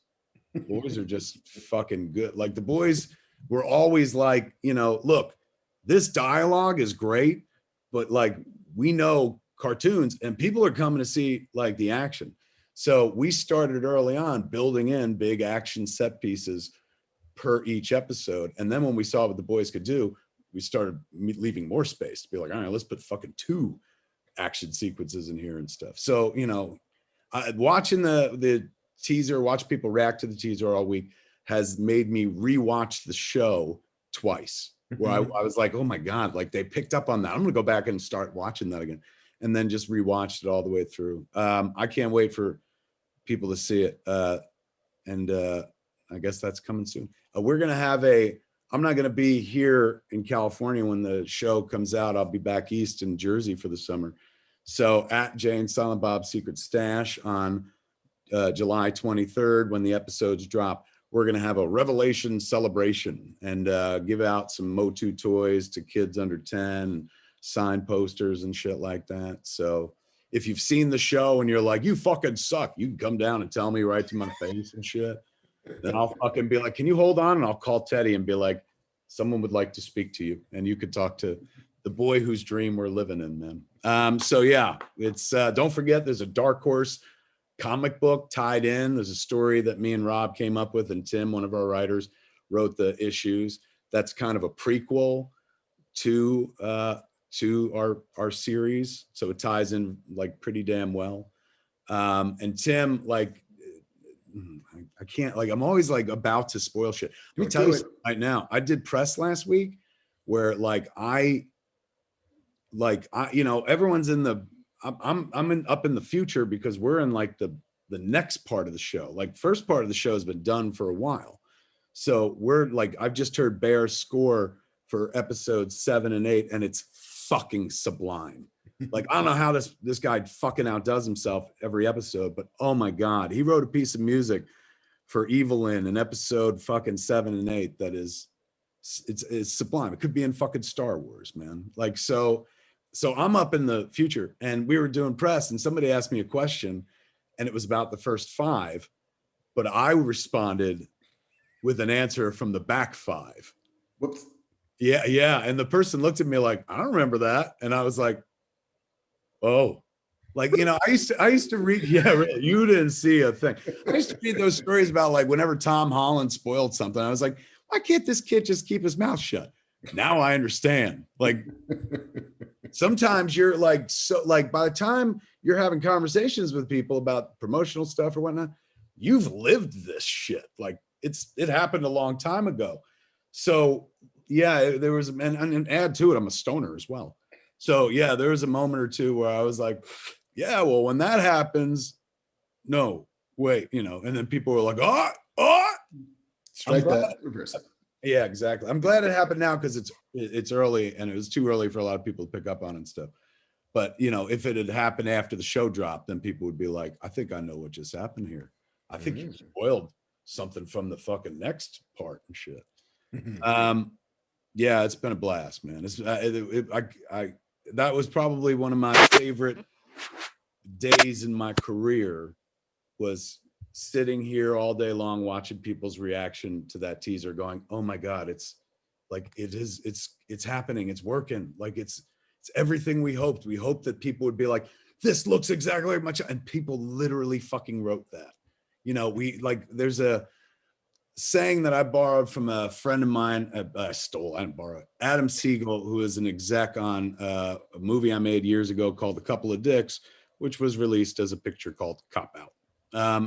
But it's a working title. The original title of the script was A Couple of Dicks. Adam Siegel, who works with Mark Platt, the mega producer. Adam once was talking about eating McDonald's French fries. And he used this expression that I've oh my God, that's beautiful. And I've stolen it, and I've used it everywhere. He goes, oh, that just tastes like a happy childhood. And that's what that teaser trailer tastes like, a happy childhood, man. That's what we were hoping. The whole fucking show tastes like a happy childhood. So that little taste that went out there, you know, on Thursday and got everyone so excited. If that tastes good, oh shit, wait until you see what's coming. All right, enough about Masters of the Universe, for heaven's sakes. But thank you for all the love. And again, Clownfish. No, this ain't a fight. I would love to apologize. It's just I can't say I'm sorry for something that was inaccurate. It's still inaccurate. I think you'll be happy. I'm telling you right now, even the people that are like, I think it's a bait and switch, when they see it, they're going to be like, oh. You know, I'm not going to say that they're all going to come back and be like, we're so sorry. I'm not looking for that. But I don't think we have to wait till then. I think once they see the story trailer, everyone will be like, and now I see. But until then, for a clownfish, he's not very funny. You know, he's a fan, like everybody. Everybody's a fan, you know, and so people get passionate. Sometimes, you know, passion goes and is misconstrued, but we're all on the same page. Like, look, I want to make the same fucking show that they all want to see, and I believe we did. So we'll see in a month of change. All right, enough about all our personal shit. We've been talking about all the shit we want to talk about. We know everyone's here for the fucking news, man. We're an hour and a half into this fucking adventure, and it's time to talk about the news. And there's one man who goes out and he puts his nose in the dirt. He digs up the dirt, ladies and gentlemen. He makes the news happen. Give it up for Mr. Detective Mark Bernardin. Fingering Mark Bernardin, as they call him in the news business.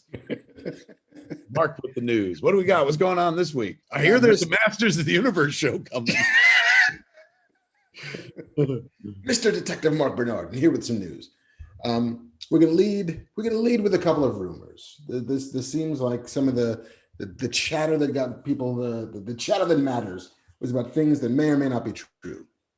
The first of which is that Namor has been cast as the villain of Black Panther: Wakanda Forever. According to the folks at Illuminati, absolutely, Namor is the bad guy. And Narcos Mexico star Tenoch Huerta has joined the cast as an unknown villain. And after some intense digging, the Illuminati has learned from their sources that Tenoch Huerta will be playing none other than Namor the Submariner. Now, I 100% believe that Namor is the bad guy. It does make some sense. They teed it up in Endgame, relatively well with there's an underwater earthquake. We don't follow that up. What happens off the African plate? We'll get to that in 3 years. Yeah. What I don't believe is that the role has been cast, or at the very least that it's been cast by this particular guy, and that is only because nobody else has picked up this story. Nobody else like Variety or Entertainment Weekly or The Hollywood Reporter or Deadline. All of these sites that absolutely would traffic in this and would love to get the clicks that go along with the casting of the Prince and Namor have followed up with anything resembling a confirmation. So I'm not entirely sure that it has some veracity to it. That said, they're going to begin production relatively soon. There's a script in hand. They've got a release date. It's coming out, in almost a year. July 8th, 2022 is when the release date's supposed to be. So they're probably, if not in production, about to be relatively soon. But yeah, I just that it seems a little early and the sourcing doesn't seem that strong. Happy to be wrong, but I don't know if we're there yet. Look, all I get from that story is Namor is coming, and that's what I'm happy about. Who plays him? Neither here nor there to me. Just get Namor as quickly as you can. I want to see what Marvel does with the ocean. We've seen what DC does with the sea. Let's see what Marvel does with the oceans. We saw what they did with space, so I can't wait to see what they do. And Namor generally has short hair, so they ain't got to worry about this shit. Mm-hmm. They could save a few bucks without having to fucking worry about this shit. This is me miming hair in the floating in the air, Mark. It's very good. I like it. Thank you. It's a little Vanna White. It's a little little beauty, woo, showplace model. I'm ready for it and stuff. Is the question is that are people happy about that guy or unhappy about that guy? Or they're we want somebody more famous than that guy or something? I think there's a little bit of, I think there had been some controversy around that actor for reasons that I don't know and didn't dig that deep into. But I think that there had been if not a belief, at least a fond desire on the part of lots of Asian Marvel fans who always felt that Submariner had been portrayed in the comics as a person of Asian descent. So there's a lot of are we going to get Daniel Day Kim? Are we going to get can this be what we think it is going to be? But because I don't know if this actor is the person they cast, it might be a little premature. Everybody's down for Namor. And I think Namor comes to Marvel the same way that the Hulk comes to Marvel, which is it's a character controlled by another movie studio. I think Universal. Oh, is that right? They can't do a flat out Namor movie? Right. I think Universal has the rights to Namor, much the way they have the rights to the Hulk, which is why you're never going to see a Hulk movie, a Hulk standalone movie, and you're also never going to see a Namor standalone movie. Not that they do lots of villain movies, but you wouldn't see that anyway. But yeah, everybody's down for some submarination. I'm into it, man. I can't wait. I've seen all the Narcos. I'm not sure who they picked to play Namor or Namor, but I'm in. I don't care who they cast. Just get him in a movie quick. Give it to me. Yeah. Give it to me, baby. Fast, cheap, and out of control. How I want it. What else is going on in the news? Rumor of the week number 2 is that Zack Snyder, hot off of Army of the Dead, dominating on Netflix, and the Snyder Cut, is being courted by Sony and their Sony Pictures universe of Marvel characters, which I didn't realize was a thing, but at least according to We Got This Covered is an actual thing with uppercases. That Zack Snyder is being courted to make a Spider Universe film. Oh, that's cool. Yeah. He should do it. I'm sure he'll do it. I mean, Yeah, what am I talking about? I don't know. I'm like, I'm sure he'll do it. But if I was him, I'd be like, well, like in a world where they don't want me over there, fuck yeah, I'll jump over to Marvel. I mean, that's what they used to do in comics, right? The creator would leave one of the big two and jump to the other and stuff. Mhm. So, I'd be a smart move, man. Plus fun for fandom. People be like, ooh, he's a man who walks between two worlds. 3 if you count the zombie verse and shit like that. Yeah, That makes sense.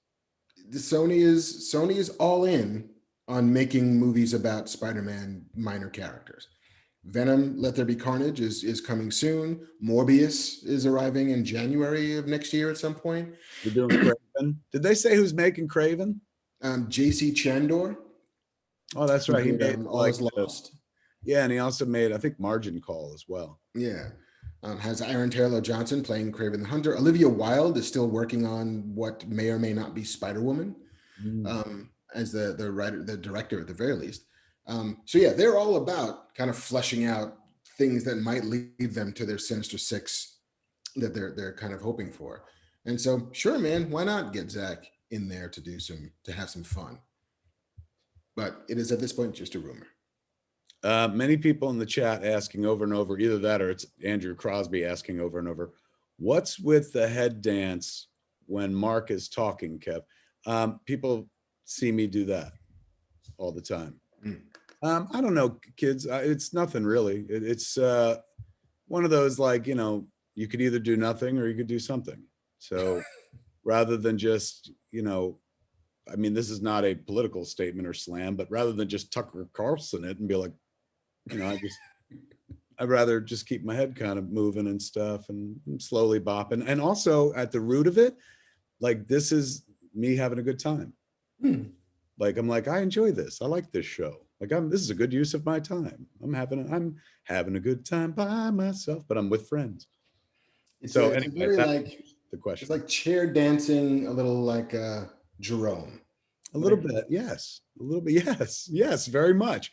Later on, at one point, I'll be bringing Mark a mirror.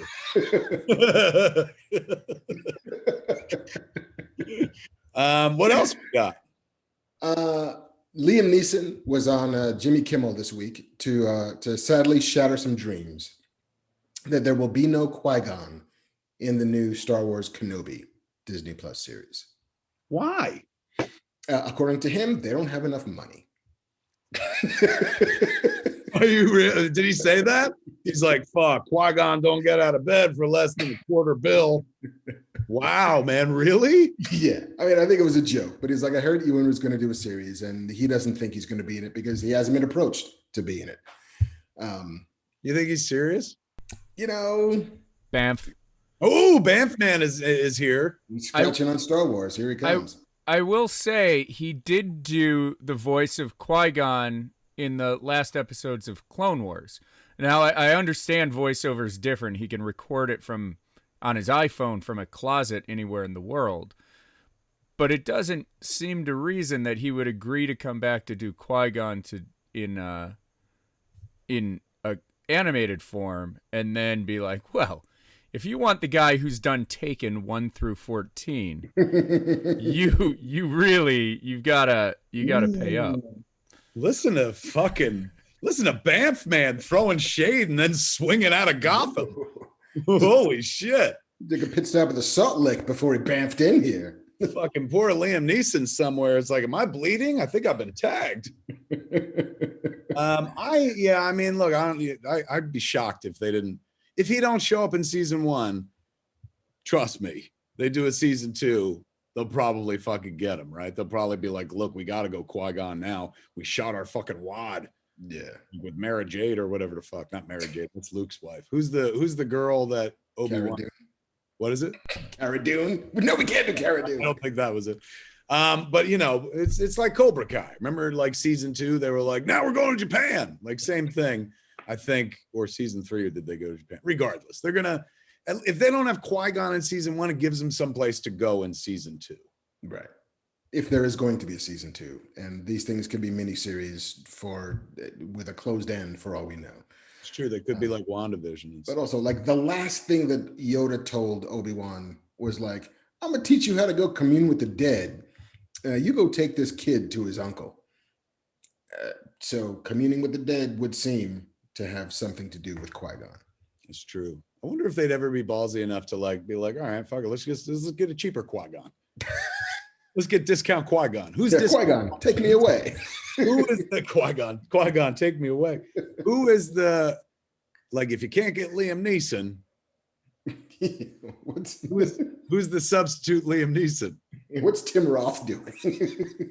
Tim, really? Is that the go-to? There's it's a big difference in height between those two guys. Quite a bit. Stand them in a box. Yeah, that's true. You could always put it on an Apple box. Yeah, I don't know. Something tells me like they love doing fan service over there. You mean to tell me fucking what's his name? Dave Filoni is gonna like let that not happen? Like Qui-Gon is one of George's boys, man. George created that character. So you better be damn skippy. They'll probably labor to get that character in, man. If he ain't, I don't know shit from shit, and I don't know anybody, but come on, look what they did, man. Like they got fucking Luke Skywalker back for the Mandalorian, for heaven's sake. You don't think they're gonna like go for a Qui-Gon sooner or later? I think there's something that's tickling me about Liam Neeson just being like, I don't want to fucking do it. It's like we gotta have you in it. I just don't want it. I mean, we already got one Harrison Ford in the world. We don't need two. We don't need another guy going, nope. I'm done with that. You know. Remember Harrison Ford was like, I'm done with Star Wars, and then he came back to be a Force Ghost, kind of. Yep. See? How much do you think they paid him? I mean, it was the last one, right? It's supposed to be like the final of the Skywalker, saga. And this, again, I don't know shit. This is just guesswork, but like, what would make Harrison Ford show up for literally one day of work? I got to guess minimum 10 million. Minimum. That feels about right. Right? Like, I'd say 20. Oh, FatMan is here, and he might have some inside info. Back in, 2013, 2014, I had heard a rumor, and I can't remember who I heard it from, that that Mark Hamill, Carrie Fisher, and Harrison Ford all signed a 3-picture deal for $10 million per picture. So a $30 million deal, $10 million per movie that they were in. Of the new movies. Yes, for 7, 8, and 9. And I think I actually heard that they signed that with George and Lucasfilm before the Disney sale, so that it had to be like, so that they had to get paid. But I can't remember. I don't remember where I heard that, but I know I definitely heard that amount of money for each of those guys. I mean, 10 million sounds about right. But then again, like, Bruce Willis is still getting like $2 or $3 million to do a day's worth of work on some weird ass Croatian action movie just to put his face on the cover. So I feel like you could probably, if you're Harrison Ford going to come back for Han Solo, even for a scene, you could get more than 10 million. And hopefully I want you to donate $25 million to this school or this charity or this whatever. Like, you're Harrison Ford, man. I mean, look, you know how expensive it must be to be Harrison Ford? But he's been that for a long time. He's gotten good at it. Keeps working, man. So, that to me says I got bills. I mean, that's why I work. You got to pay my automobiles. You got to pay my telephone bills. Gene Hackman stopped being an actor, started writing books. 91. He's written 3 bestsellers. I just read that today because we lost the late great Ned Beatty today. Yes, we'll get into the net of it all. We'll get into that later on. All right, what's next? Aquaman 2. Not much news besides it's got a title now. Oh, what are they calling it? It is now Aquaman and the Lost Kingdom of the Crystal Skull. Well, that worked out for the other guys. I'm sure it'll work out great here. Is it it's Aquaman and the Lost Kingdom? And the Lost Kingdom, yeah. Is that referred to the Lost Kingdom of Atlantis, you think? Could be, except like how they were just there in the first movie. Did they lose it? I was gonna say, yeah, like where'd it go? Hey, who took my Atlantis? Are they shooting yet? Let me see. I believe they've begun pre-production. Same director? James Wan is indeed back in the seat. Jason Momoa will be back. Kid is so talented. So talented. That last Aquaman movie, while it was very long, was very well done, I thought. It felt like they were like, we got to put everything in because we may not get to do this again. And in doing so, like created a monster hit. So they'll get to make a few of these and stuff. So I look forward to see what he does. Yeah, I mean, the first Aquaman released in December of 2018 grossed more than $1 billion, which was the only DC film outside of Nolan's Dark Knight trilogy to hit that mark. Is that right? Yeah. Wonder Woman didn't do it? Nope. Interesting. Yeah. I'm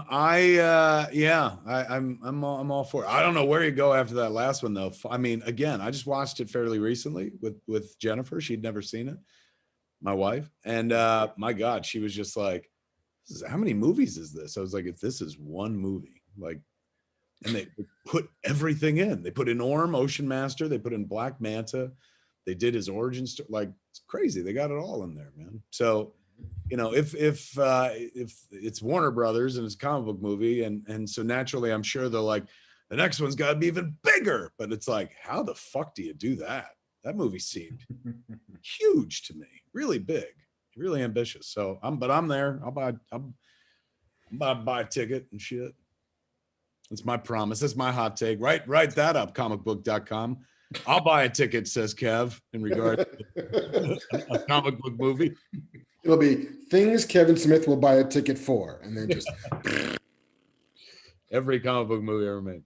What else we got? Marvel's She-Hulk is getting a villain. Jamila Jamil, who was amazing on The Good Place, has joined the cast of the She-Hulk, according to the Hollywood Reporter. She will be playing Titania, a villain from the comics. Dates back to actually Secret Wars #3, where Titania was introduced by Jim Shooter and artist Mike Zeck. Wow, a Mike Zeck creation with Jim Shooter? Creation.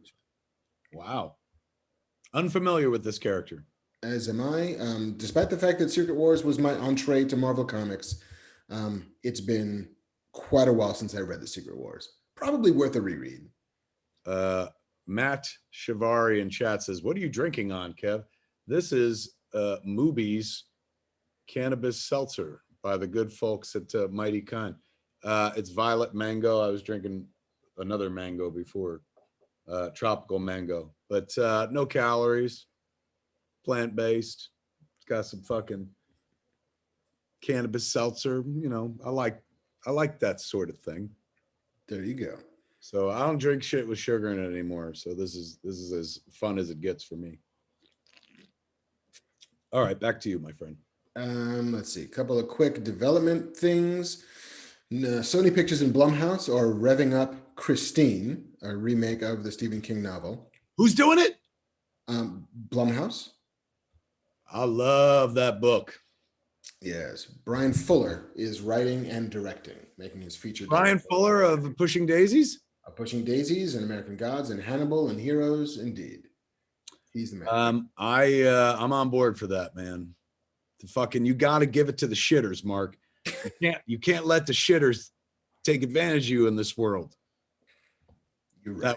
That's from the book, remember? The guy who sells him the car was all about the shitters, and then later on, Artie becomes about what was his name? Arthur? No, what was his name? I think it is. Yeah, I just remember Keith Gordon was playing. Yeah, Keith Gordon played him. Yeah, who would then go on to be a fancy ass movie director. He is a fancy ass movie director. John Carpenter made Christine. Yeah, 1983. Killer car movie. Maybe the best of the killer car movie. The haunted car, the possessed machine. She spoke using songs on the radio, kind of like Bumblebee. The proto Bumblebee. That's how they should sell this movie. It's the scary Bumblebee, kids. The car don't transform, but the terror will transform you. You can do that movie inexpensively. Do you think they'll make it the same, fucking car, whatever it was, like a 57 Chevy or some sort of shit? I think they very much want it. A. Fuller wants it to be an 80s period piece. And so I think that if you don't make it a 58 Plymouth Fury, then kind of what's the point? You know what, Brian Fuller? Show me your balls. Make it a Yugo. Make Christine a fucking Yugo. It's a Ford Pinto with the devil inside. Better yet, make it one of them fucking scooters that Tom Hanks drove in that movie that one time. One of those fuckers. He's like, me and Christine, we didn't like the shitters. And guys like, and Christine is what you named your scooter? Yeah. Your Vespa? The Vespa. Me and Christine, we don't like the shitters. Who are the shitters again? Anybody don't ride a Vespa.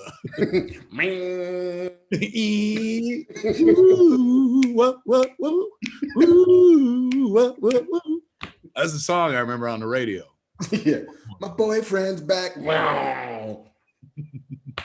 On his Vespa. Deep cuts Christine jokes. That's what you come to Fat Man Beyond to listen to, kids. Well, I'm down for that. That's a Stephen King remake I'd like to see. Indeed. And doing it for Blumhouse, doing it smart and cheap, make it scary. Here for it. Speaking of making it scary, Rob Zombie is going to be remaking The Munsters. What a great story this was, man. Number one, I think Rob Zombie's a really good filmmaker. I fucking like the way he shoots. I think he's a really good composition man, good shooter and stuff. But like when I heard this, I was like, oh, is it going to be, fucking like a really dark, sinister version, which they did at one point. Didn't they do a TV show called like 13 Mockingbird Lane or something like that? Yeah, I think they tried it seriously or something. But he said, like, this is something my dream project I've been chasing for 30 years or something like that. Yeah. So I think that's such a great idea. I look forward to see what he does. That's Universal doing that? Yeah, it'll stream most likely on Peacock. Is that right? Yeah. Is it a show or a movie? I think it's a movie. But backdoor pilot, which sounds dirtier than I meant it. I mean, I hope it's as dirty exactly as you meant it, but I don't know. It could be. It could very well be. Oh my God. In chat, Braden Goss just said Brian Fuller, who we were just talking about. He's the one that made 1313 Mockingbird Lane. Yeah, with Eddie Izzard, I think, as Herman Munster. As Herman. God, I mean, Brian Fuller fucking makes a lot of stuff, doesn't he? He's had his hands in quite a few pots.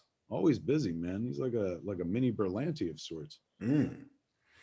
Somebody keeps telling us to stop hitting the microphones. I didn't know that we were doing that, but I'd also just like to point out, kids, you can't make demands of a free show. You may suggest all you like, but you can't demand that we stop hitting the mic unless you want to give us some money. You want to give us some money not to use the mic or hit the mic? Hit that mic. Did it. Guys like, no.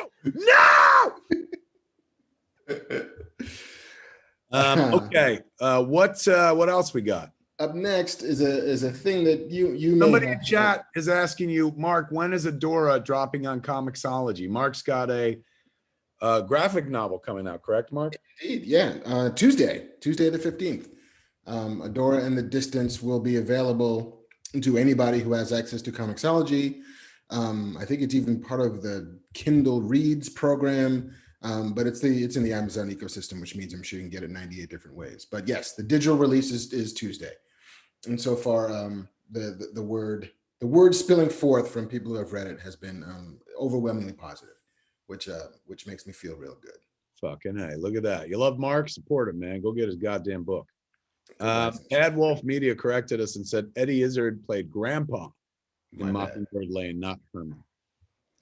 Um, You reached before we jump into the other story. You reached your Splinter campaign is over now. Not yet. We got 3 more days. We hit 200 grand. We're now at $212,000. Well, I know who I'm going to start fucking hitting up for money for my movies. Well, hello, Mr. Moneybags, Mr. Monopoly, Mr. fucking JP Moneybags. Wow, look at that. And what was the dream? You wanted to get to like 90 something? 90 was the goal. The hope was 140, to be able to do everything that we needed to do. Anything above and beyond that was just going to make it easier. We can pay the crew more. We can have a couple more shooting dates if we need them. When we hit 200,000, I said that I would do a Black Man Beyond special in which I re-review, which I go hard in the sexiest way possible on the Zack Snyder's Justice League. Oh, this is the internet's waiting for this. That's why they gave you all that money. They're like, eat crow. Say things you don't believe, you son of a bitch. When are you going to do that? I think probably at some point while you're gone back east. And we may or may not need to have some new content in the feed. I will give it another rewatch. I will have my notebook out to take notes and then render unto Caesar what is his / theirs. V Santo Hartano says, and I don't know if this is true. This is the chat on the YouTube channel, kids. Some people in the chat are like, what chat is he looking at? It's your chat. They said, can we talk about Christina Ricci being cast as Morticia in the new Netflix Wednesday Addams show? Is that true? I don't know. I know she was just cast in the Matrix. I'd read that this week. Was she also cast as Morticia? Because that would be fantastic. Kabuki Kid in chat is asking about where the Jeff's Kiss shirts are. I'm telling you, I don't know. I don't know how many fucking ways I could say this, kids. This shirt has been such a fucking nut biter, barn burner. Like, we can't get it going. It's coming soon. I promise, though. I promise. Jordan told me that it's absolutely coming. Let's see. According to ScreenRant.com, a story from May 3rd, 2021, that Netflix's Addams Family TV show reportedly eyeing Christina Ricci to play Morticia. It doesn't say that she has been signed. Oh, wait. Hey, this is according to the Illuminati again, who seems to have information that nobody else has. Like it. We don't have to be right. We're reporting on someone else is reporting on. We can just make some shit up.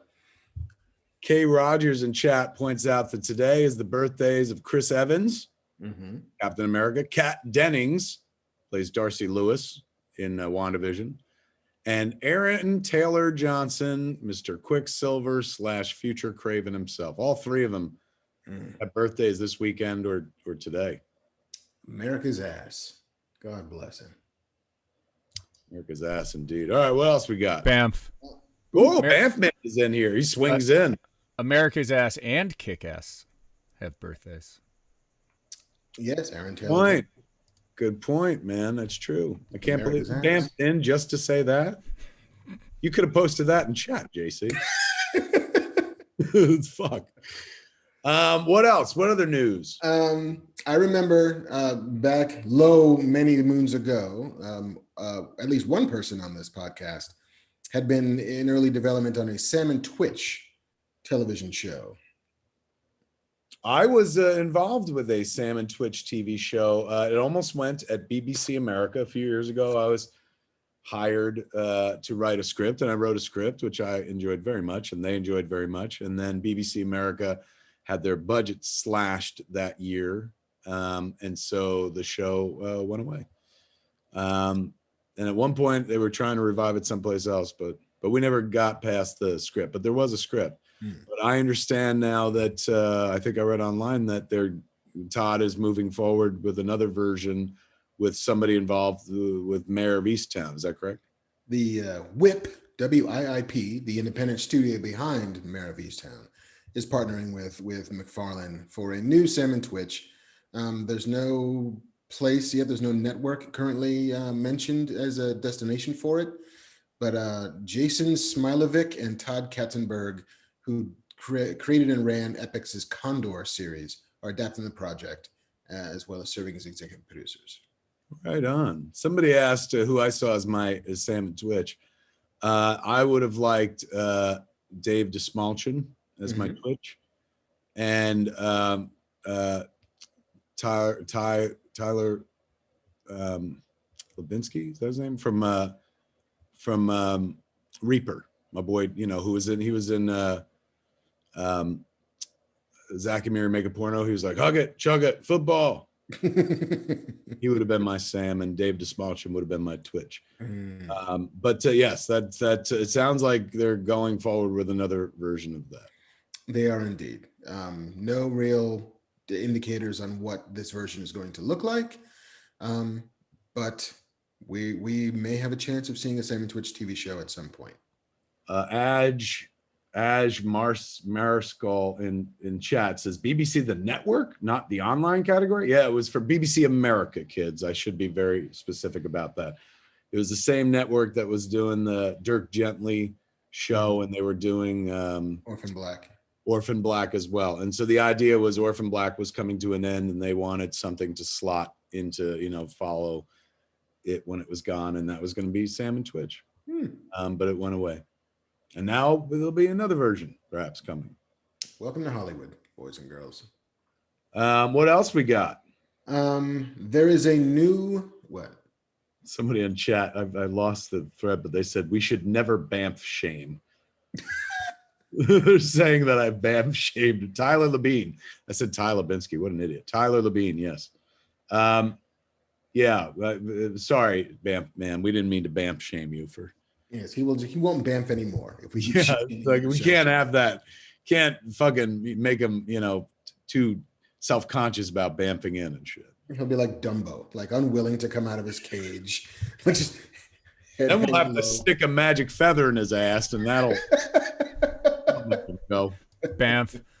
Oh, Banff man is back. Here's the thing: if the next show is at the Cantina, I don't know how I'm going to Banff into the actual world unless I become a mutant. Well, you have to, I mean, you still in the old show, you would pop onto the screen and stuff like that, where you would cut to yourself. So whenever you'll have to yell Banff. Same thing. Okay. Well, we're going to lose the graphic though, I think. Yeah. I'll try to figure it out, but you should go to a magic store and just buy some fucking smoke pellets. So when you're about to Banff in, just that would actually be like Batman. I could, you know what? What if I bought a smoke machine? I put it at the floor where I stand, and every time I hit Banff, I went poof, and smoke shot up. Better yet, we put a curtain in front of your booth, one that's like attached to the top, and then whenever you Banff, it just drops and boom, hits the ground. You go Banff, and then when we go back to us, you slowly pull it back up. While everybody watches you like reset the Banff. It's loud as fuck. It's like,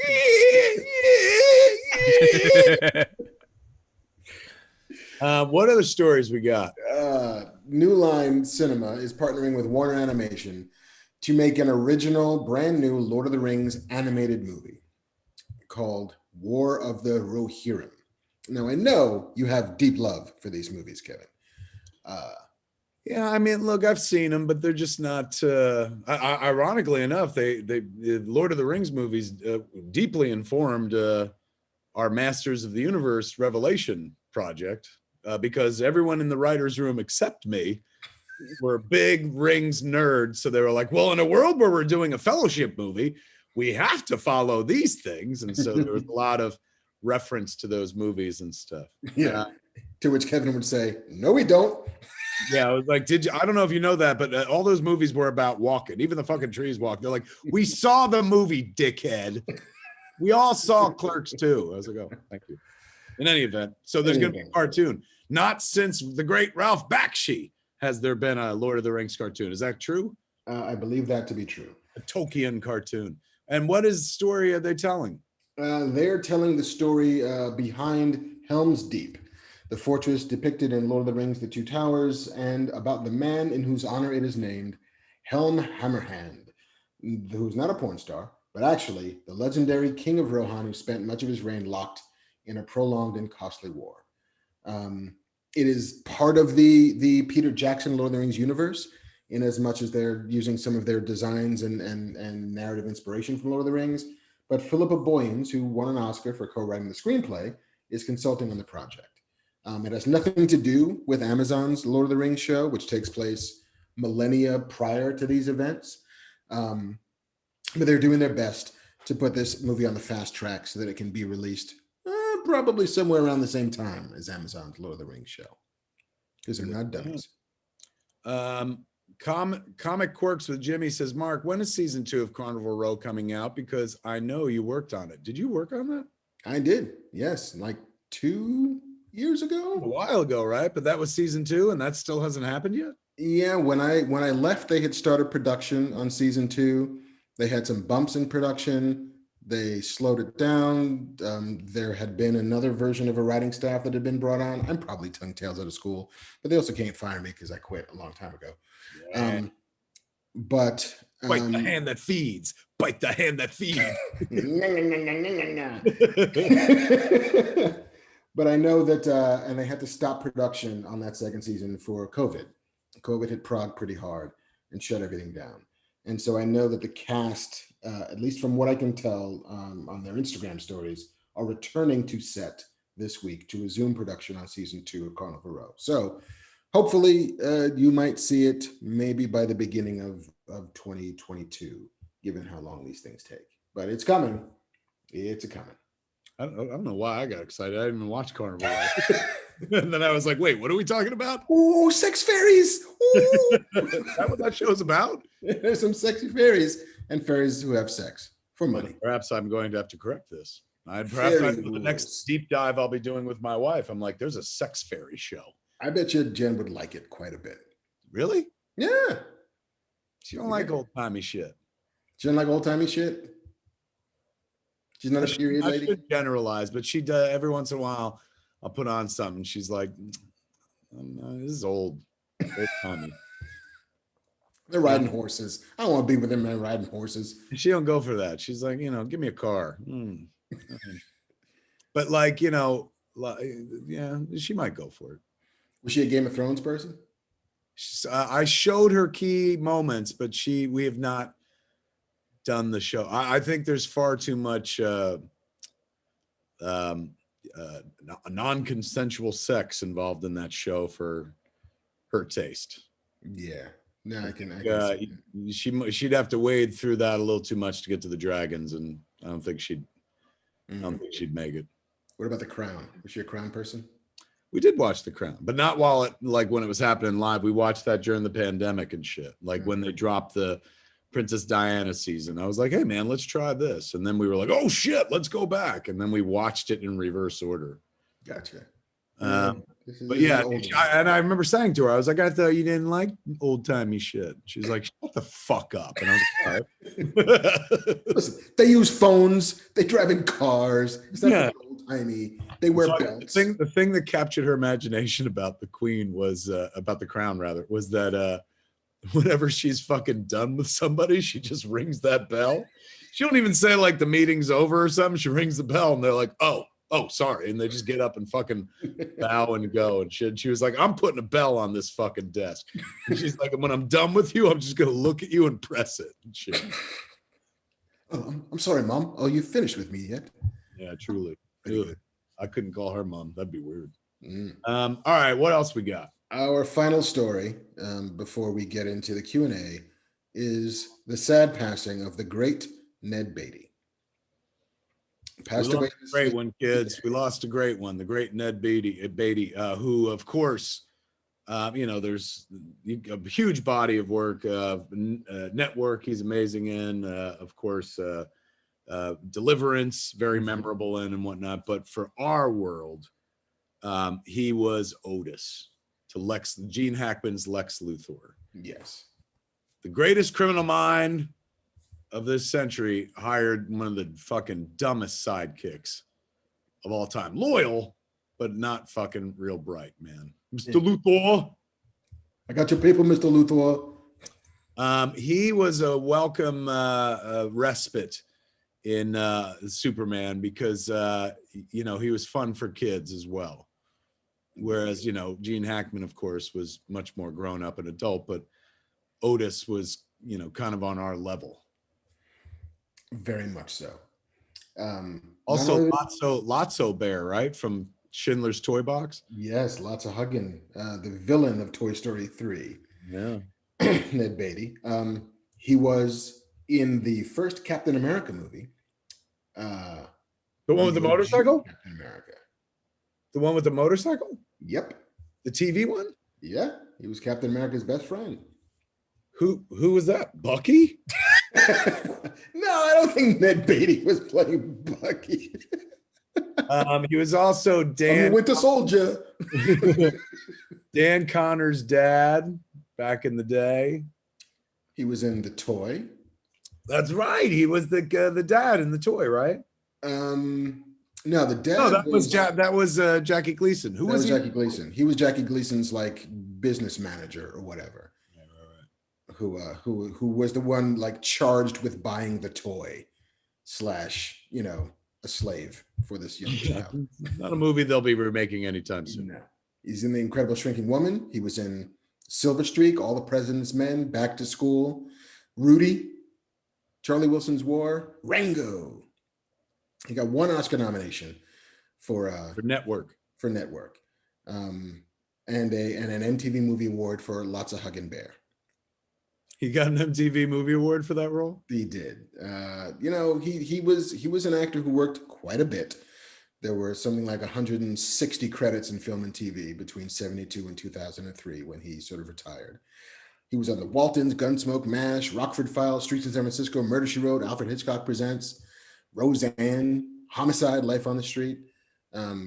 Yes, he was Hollywood's greatest schlub, and he will be fondly missed. The epitome of a character actor, Ralph. Jesus, Mark.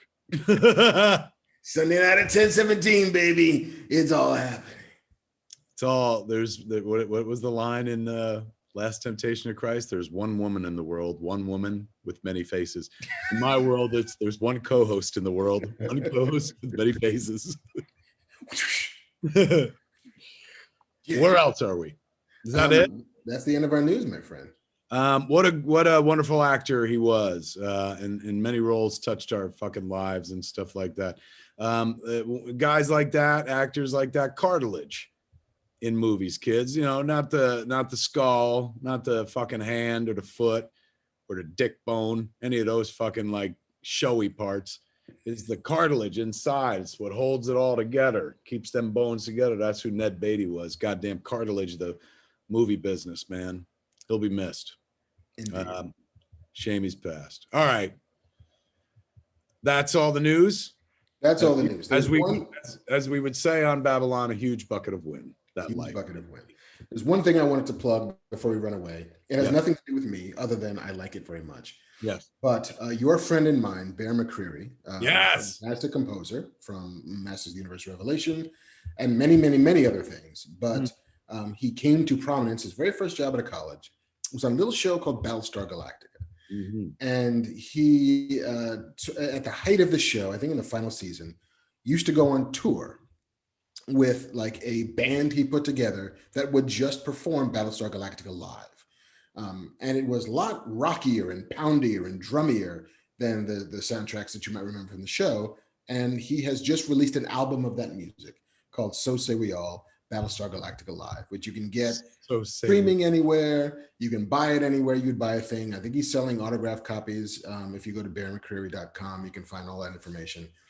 But any chance to spread the Bear love is a chance worth taking. So if you're a lover of his music, as we all are, listen to that album because it is a big bucket of wind. You're not kidding, man. I was with Bear just this week. I went over to his studio and we shot a video about all the soundtrack stuff, about all the score for Masters of the Universe Revelation. And while we were there, like we were chit chatting and shit, and we were talking about Battlestar because that's what put him on my fucking radar. And then I was like, when it came time to score this show, we were all of us were like Bear McCreary. But I said, like, he was telling the story about, like, I was like, so what had you done before Battlestar Galactica? And he was like, that was my first job. And I was like, what? Like, how old were you? He's like, I was 24. And I was like, how'd you get a fucking TV show? He's like, I was assisting the person who did the score for the pilot. And then they took off after that or whatever. And he said, so for the first like almost 2 years of the show, every week they'd be like, hey, can you do this? And he'd be like, all right. But they never hired him to be the composer. So he was always like, I thought I'd get fired every single week. Like sooner or later they'd find the right person and they'd take the job. But then, it was like the Dread Pirate Roberts, where it's like, all right, Wesley, good job. I hope I may kill you in the morning. So like, he just never knew that he was the guy until one day they were like, oh yeah, you're the guy. And he became a permanent guy. But at age 24, dude, super young. Yeah. And that's an accomplished score, like an insanely accomplished score that stands up today. And you can hear it, as Mark said, on an album called So Say We All. Is it on Spotify? It's on Spotify. It's on Pandora. It may or may not be on MySpace. I don't know. But it's definitely available any place that you buy and or stream your music. Go if you love Bear, and I was going to say, if you love his score for Masters of the Universe, but you haven't heard it yet, he is doing no bullshit career best work with his Masters of the Universe Revelation score, which you're going to hear like crazy in the story trailer, when it drops. If you love him, if you loved anything he's ever done, Agents of S.H.I.E.L.D., fucking Lander, Walking Dead, so forth, Child's Play. Go give him some love, man. Go buy that album and shit. Hell yeah. Such a good dude. My guy, he's like going above and beyond for his Masters of the Universe score. It's and he's just the sweetest man. Like sweet man too. When we were doing the Battlestar Galactica podcast, I asked him, I was like, hey man, listen, do you have any music lying around, some snippet of a thing that you wrote that got cut out of an episode? Like, we're just looking for a theme for the podcast, and like, we're just looking for something that feels like Battlestar. Hopefully you just have something that you can just dig out of the files. And it's like, well, give me a little bit, let me see what I can find. And then like a day later he said, I just figured I'd write you a new thing. And then he sends me like a MP3 or whatever of this amazing 60-second piece of music that he just ginned together on a fucking lark. Because he was like, yeah, it's yours. Do with it what you want. Could you imagine having that much talent to spare where you're like, here's a whole fucking score? Yeah, just here you go. Wrote you a brand new thing.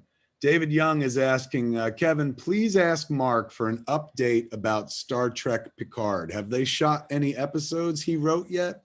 Are you writing on season 3 as well? Picard is currently in production on season 2. I don't know where in production they are because I am no longer engaged in the Picard universe, which is no fault of anybody's. It is not, I didn't get fired. I didn't quit in a huff, but TV work is contract work. It is always, they engage you for a certain number of weeks. And then at the end of those weeks, it's like, thanks very much for playing. If the timing works out that there can be a 3rd season or a 4th season or 5th season, then that's a negotiation that we can have. But I had obligations to fulfill. So when I finished my duty in Starfleet in my 2nd season, I then mustered out and then moved on to the next thing, which I can't talk about yet, I don't think. But it's fun and it's cool. And it may or may not have its own little baby Battlestar connection. But yeah, the time that I spent in the Final Frontier was time well spent in the Final Frontier. But since I'm no longer on the show, I have no idea how much of what I did will survive the process, because TV is a ravenous beast that sometimes masticates more than it preserves. So we'll see what happens. But I'm excited for it, because if it's anything like what I remember we worked on, I think fans will have a blast with it. And Q is coming back, so how's that a bad thing? Does everybody know that? Yes, I didn't start I was like, holy shit, we broke a story. Hour 2.5 into a podcast, he launches and says Q is coming back. Chase Cornett in the chat says, Kev, are you excited for the pop-up next week? I know it's like the umpteenth one, but are you hyped for it? The movies pop-up moves to Oklahoma City. Let's see, we're finishing up the Milwaukee movies pop-up. Both of them were at places called the Up Down.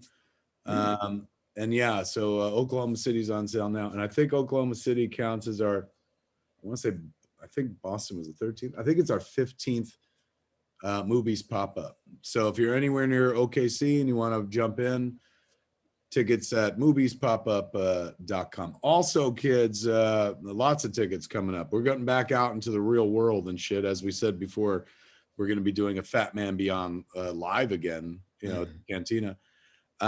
This week we put tickets on sale coming up this week for the grand opening of Smodcastle, podcast theater that I have back in New Jersey, which is in the Quick Stop building where Quick Stop, convenience store is. So tickets will be going on for sale for that. And right now, tickets are on sale for Clerk, the documentary about my life that played at South by Southwest. Mark is in the documentary as well. Malcolm Ingram directed it. We're taking it out on tour in November.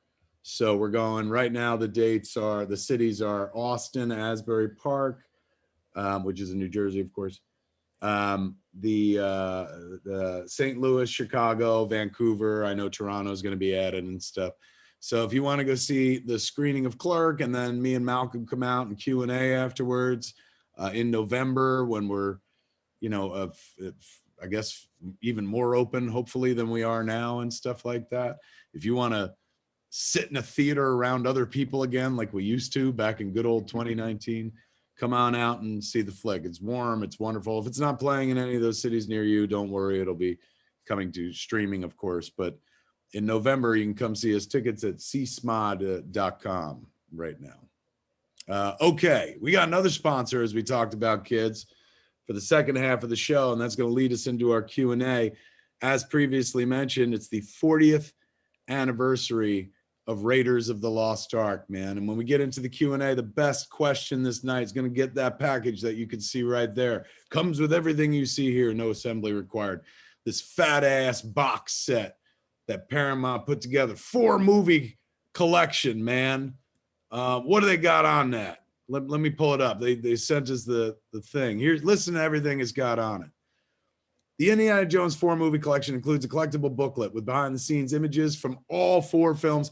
Each film is presented on 4K Ultra HD Blu-ray disc with original theatrical trailers and access to digital copies. The set also includes a Blu-ray with 7 hours of previously released bonus content as detailed below. So all the shit they ever put out, they're including in this thing. So you got From Jungle to Desert, From Adventure to Legend, making the films, the making of Raiders of the Lost Ark, the 1981 documentary that I remember, that showed us how they flipped a truck and how it was a stunt guy getting dragged through a gully in the ground, like behind the truck. Amazing behind the scenes special that I guarantee you is responsible for many film careers, man, because they showed you like how stuff was done. And knowledge is power. If you could see it, you could be it. So that's a very powerful document for change. Bunch of shit. Indiana Jones behind the scenes, Temple of Doom, Last Crusade behind the scenes, the stunts of Indy Jones, the sound of Indy Jones, the music of Indy Jones, the light and magic of Indiana Jones, Raiders, the melting face. So many different behind the scenes packages, man. If you love Indiana Jones, you're gonna have them all over your face, neck, and chest with this amazing box set, man. Do you remember seeing Raiders of the Lost Ark for the first time? I do, very vividly. Like, that was the first movie that taught me that I was a wussy when it came to gore. Like, I was not prepared for melting faces. Everything else is fine. Like, I could deal with spiders and snakes and boulders and even, what's his face getting poked through the back of the head with pungy sticks as Indy gets his whip back. All of that I could totally swing with. But it was the melty facey shit that I was not prepared to encounter as at that point a, I don't know, 10-year-old kid. I don't think anybody's 10-year-old kid was prepared for that. I was hiding in the back of my parents' car. Then we started a drive-through at a drive-in. And I was just back behind the seats. I was like, not having this. This is too much for me. And that would color my feeling towards most horror for the rest of my life. Don't want that. I like everything else. Don't need that. But that said, I then saw the movie 500 more times over the years because it is a perfect film. Even though, spoiler alert, Indiana Jones does not do anything to stop the Nazis from doing everything they're going to do. Indiana Jones is at most an inconvenience, but never an actual hindrance, because the Nazi plan was always, let's take this thing to the desert, open it up, and see what happens, which they do. Yeah. That said, it's still a phenomenal movie. It is a great movie, and there have been, of course, many internet articles about, like, if you take Indiana Jones out of Raiders of the Lost Ark, everything still happens. And they're right. And I read somebody's take on that was like, that's kind of the point. The point is Indy had to, like, that was Indy's whole character arc, is to see that, like, he had no effect on things, that the power of the ark, the power of God, was always fucking in charge. I don't know if I agree with that take, but I thought it was an interesting take where I was like, all right. Like, they're like, that's his character arc. From a guy who goes like, I don't believe in this bullshit, to a guy who's like, you close your eyes, Marion. Like, because the power of God is killing Nazis in the fucking desert. Banff man, you have a take on this? Your friend and mine, Christopher Drake, film composer. Wonderful composer. He sent out a tweet, I believe it was him, who said, somebody brought that up, and he goes, yeah, but he does save Marion from getting her face burned off and tortured by the Nazis in Nepal.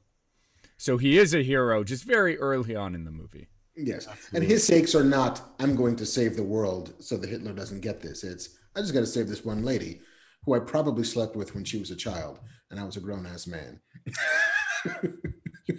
That's right. The box set from our sponsor, Paramount, ladies and gentlemen, the good folks who want you to enjoy Raiders of the Lost Ark and all the Indiana Jones movies. The best question of the night will discover for themselves if she was a child when she was in love or not. She talked about that recently. I guess like this week there was an article where they were like, Karen Allen weighs in on the Marion and Indiana Jones thing. I remember going to see this movie. Like, I did not want to see this movie as much as I wanted to see Superman 2, which I believe was out at roughly the same time. They had a movie book for Superman 2 that, like, we went to see Raiders of the Lost Ark and I begged my dad to buy it. And he was like, don't you want the movie book for Raiders of the Lost Ark? And I was like, no, I want the movie book for Superman 2. So I went into Raiders of the Lost Ark completely dry. I mean, I knew, Harrison Ford was in it. And I knew Steven Spielberg, the guy who'd made Jaws, made it. And George Lucas, like the guy who made Star Wars, was involved and stuff. But I've been telling this story a lot lately because of the press I've been doing for Masters of the Universe, because it influenced what we did with Masters of the Universe. I had known my father at that point for like 10 years. I saw the movie when it came out, so I was about 10 years old. And I knew him as dad. Like, he was dad, father figure, stoic, just as dad. Dad goes to work and he pays the bills. And, he wasn't like my buddy. That was my father. When we went to see Raiders of the Lost Ark, that was the first time I met Don Smith, the guy who was my father, because all of that, veneer of I'm the adult here and I'm in charge and this is the relationship fell away when we were at Raiders of the Lost Ark, because he was beside himself excited throughout that movie. Because he kept turning to me and talking to me during the movie, something he never did. Like, not during the movie, not just during the movie, but my old man was not a chatty guy. Like, I get that from my mother. Definitely not from my father. He was kind of quiet dude. But that day he was going on and he was like, this is exactly like the movie I used to watch. Like when I was a kid and we'd go to the movie theaters and we'd go on a Saturday and then they'd end it, but you didn't know what happened. It's called a cliffhanger. And then you had to go back the next week to watch. This is great. I can't believe they're doing that. He was a different person altogether. I got to see the fanboy like in his heart. Like, he didn't wear his heart on his sleeve like I do and shit. He didn't watch fucking TV shows and cry like I do and stuff like that. He was a working dude. Like, loved movies, but like they were just movies. They didn't infuse his soul, or maybe they did and he didn't know like how to express it or anything like that. But in any event, watching him like reduced to being a child again, watching Raiders of the Lost Ark made me appreciate that movie so much more. It instantly became one of my favorite movies, not the least of which is it's a fantastic film, like just epic storytelling. And especially in the 80s and you're a kid, that fucking movie is right up your alley and shit like that. But seeing my dad see Raiders of the Lost Ark had a big effect on me. And that's what I wanted for Masters of the Universe Revelation, because our job was to make a show for everyone who grew up watching the old show. We were the fan service of the 3 He-Man Masters of the Universe projects that Mattel was working on and stuff. So, for me, I'm like, this is going to be like that situation with my dad. There are going to be a bunch of people who are in their 40s and 50s who are going to be sitting down and watching this cartoon with their kids because it meant something to them as a kid. And like, since our thing is so fucking, devoted to what it is, to Masters of the Universe, it does look and play like their fucking childhood. A lot of kids are going to have that experience that I had watching Raiders of the Lost Ark with my dad, watching Masters of the Universe Revelation with their parents, because of the experience I had. I want that for other people. Like, that was a beautiful moment in my relationship with my old man. I always loved my father, but like I fell in love with him that day where I was like, oh my God, he's a real person. He's not just like fucking dad. He also had a childhood and he fucking went to movies too. And like, he could get geeky about shit as well. So like, that played a big part in my life, and so much so that we put it liberally, sprinkled it all throughout our series, Masters of the Universe Revelation. So Raiders of the Lost Ark, insanely influential. In fact, in our episode 2, like I put up a tweet yesterday about like how every one of our episodes of the first 5 homage like a different 80s flick. The second episode is a very big Temple of Doom homage. So yeah, it's in my creative DNA, but it's also my personal DNA. I cannot think about this movie without thinking about my father. I saw every one of the Indiana Jones movies with my dad, with the exception of Crystal Skull. And each time he was like a fucking child, and not childish, like, fucking throwing popcorn at me and shit like that, but just the joy in his heart, like it was like seeing the fanboy in him. And that was rare in those days. Like nowadays, drop a fucking dime and some adult is willing to tell, I saw a bunch of fucking tweets from people after the teaser dropped where they were in tears or talking about like, I'm crying right now. I get it. Like, that's now a part of our culture.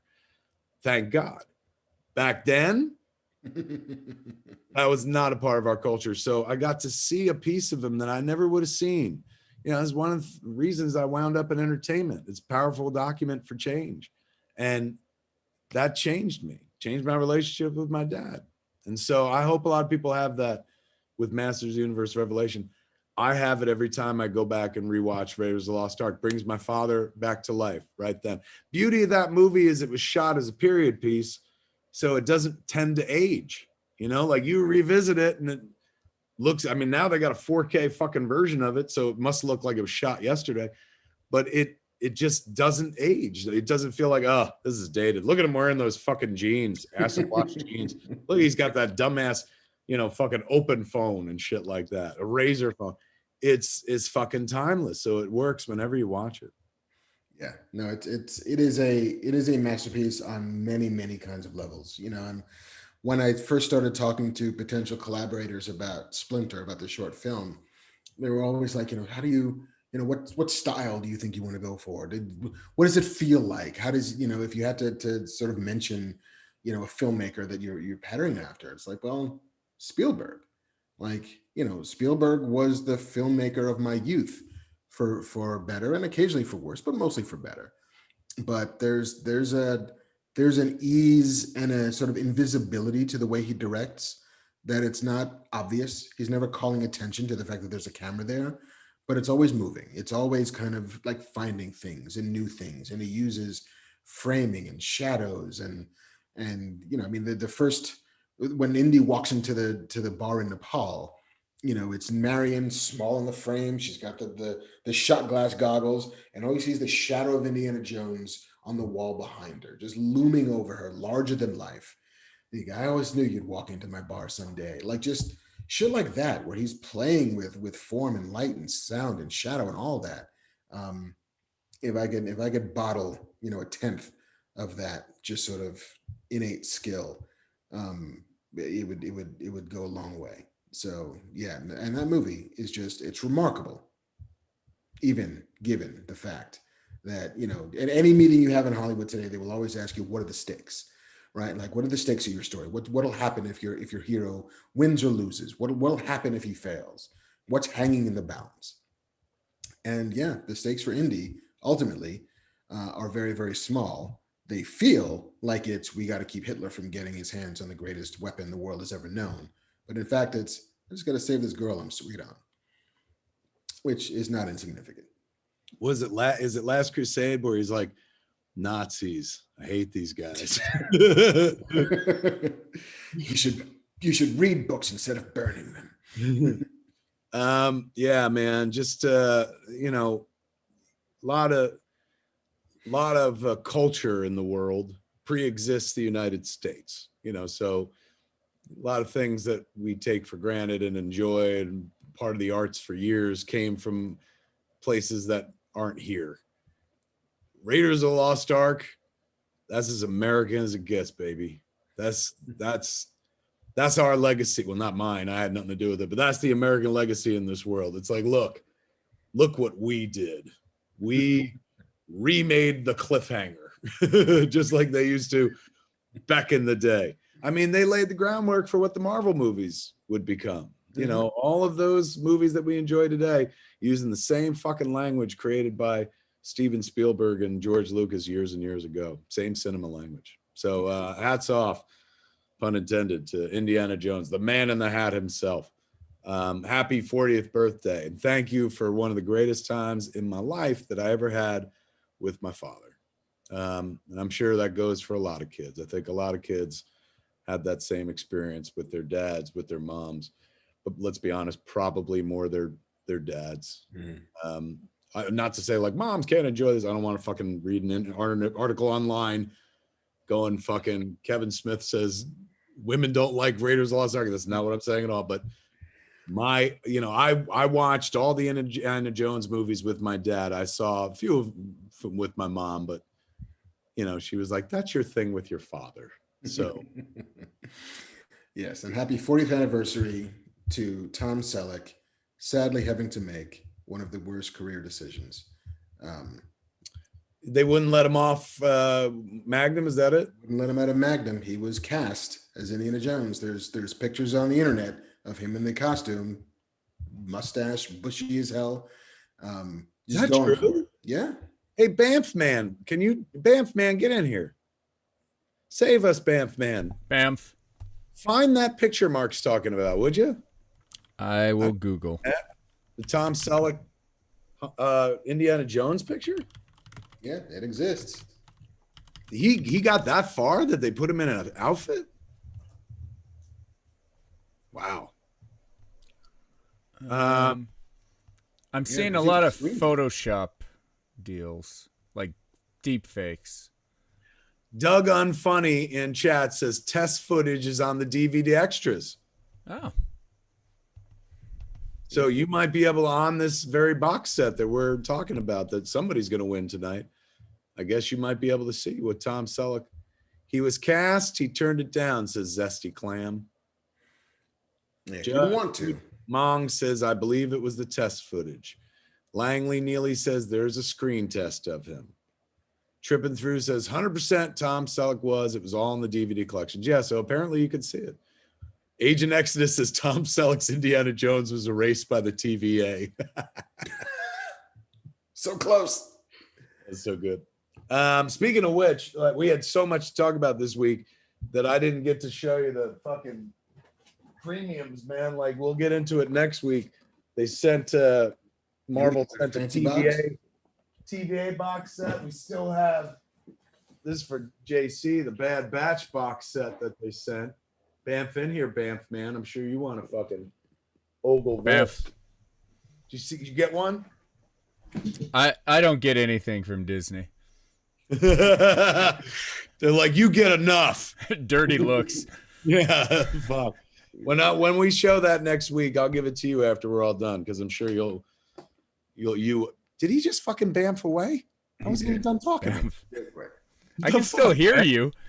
I know, but fucking, what, I'm going to talk to a blank cityscape. Yes, after He's always here in the city. He's like that. Really in the shot. I'm like Jim Gordon. I turned around, you were fucking gone. I hate when he does that. All right, yeah, I'll give you that box when we open it Sweet. next week. It's inside. Cool. All right, JC, you're here, Bamf man, so you might as well do what you fucking come to do. All right, so we got 3 questions. The best of these questions wins the Indiana Jones box set.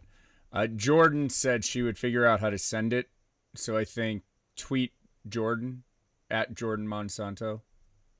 But aren't we picking? I thought it was like We're gonna pick, but whoever wins should tweet Jordan to send your DM your address, sir.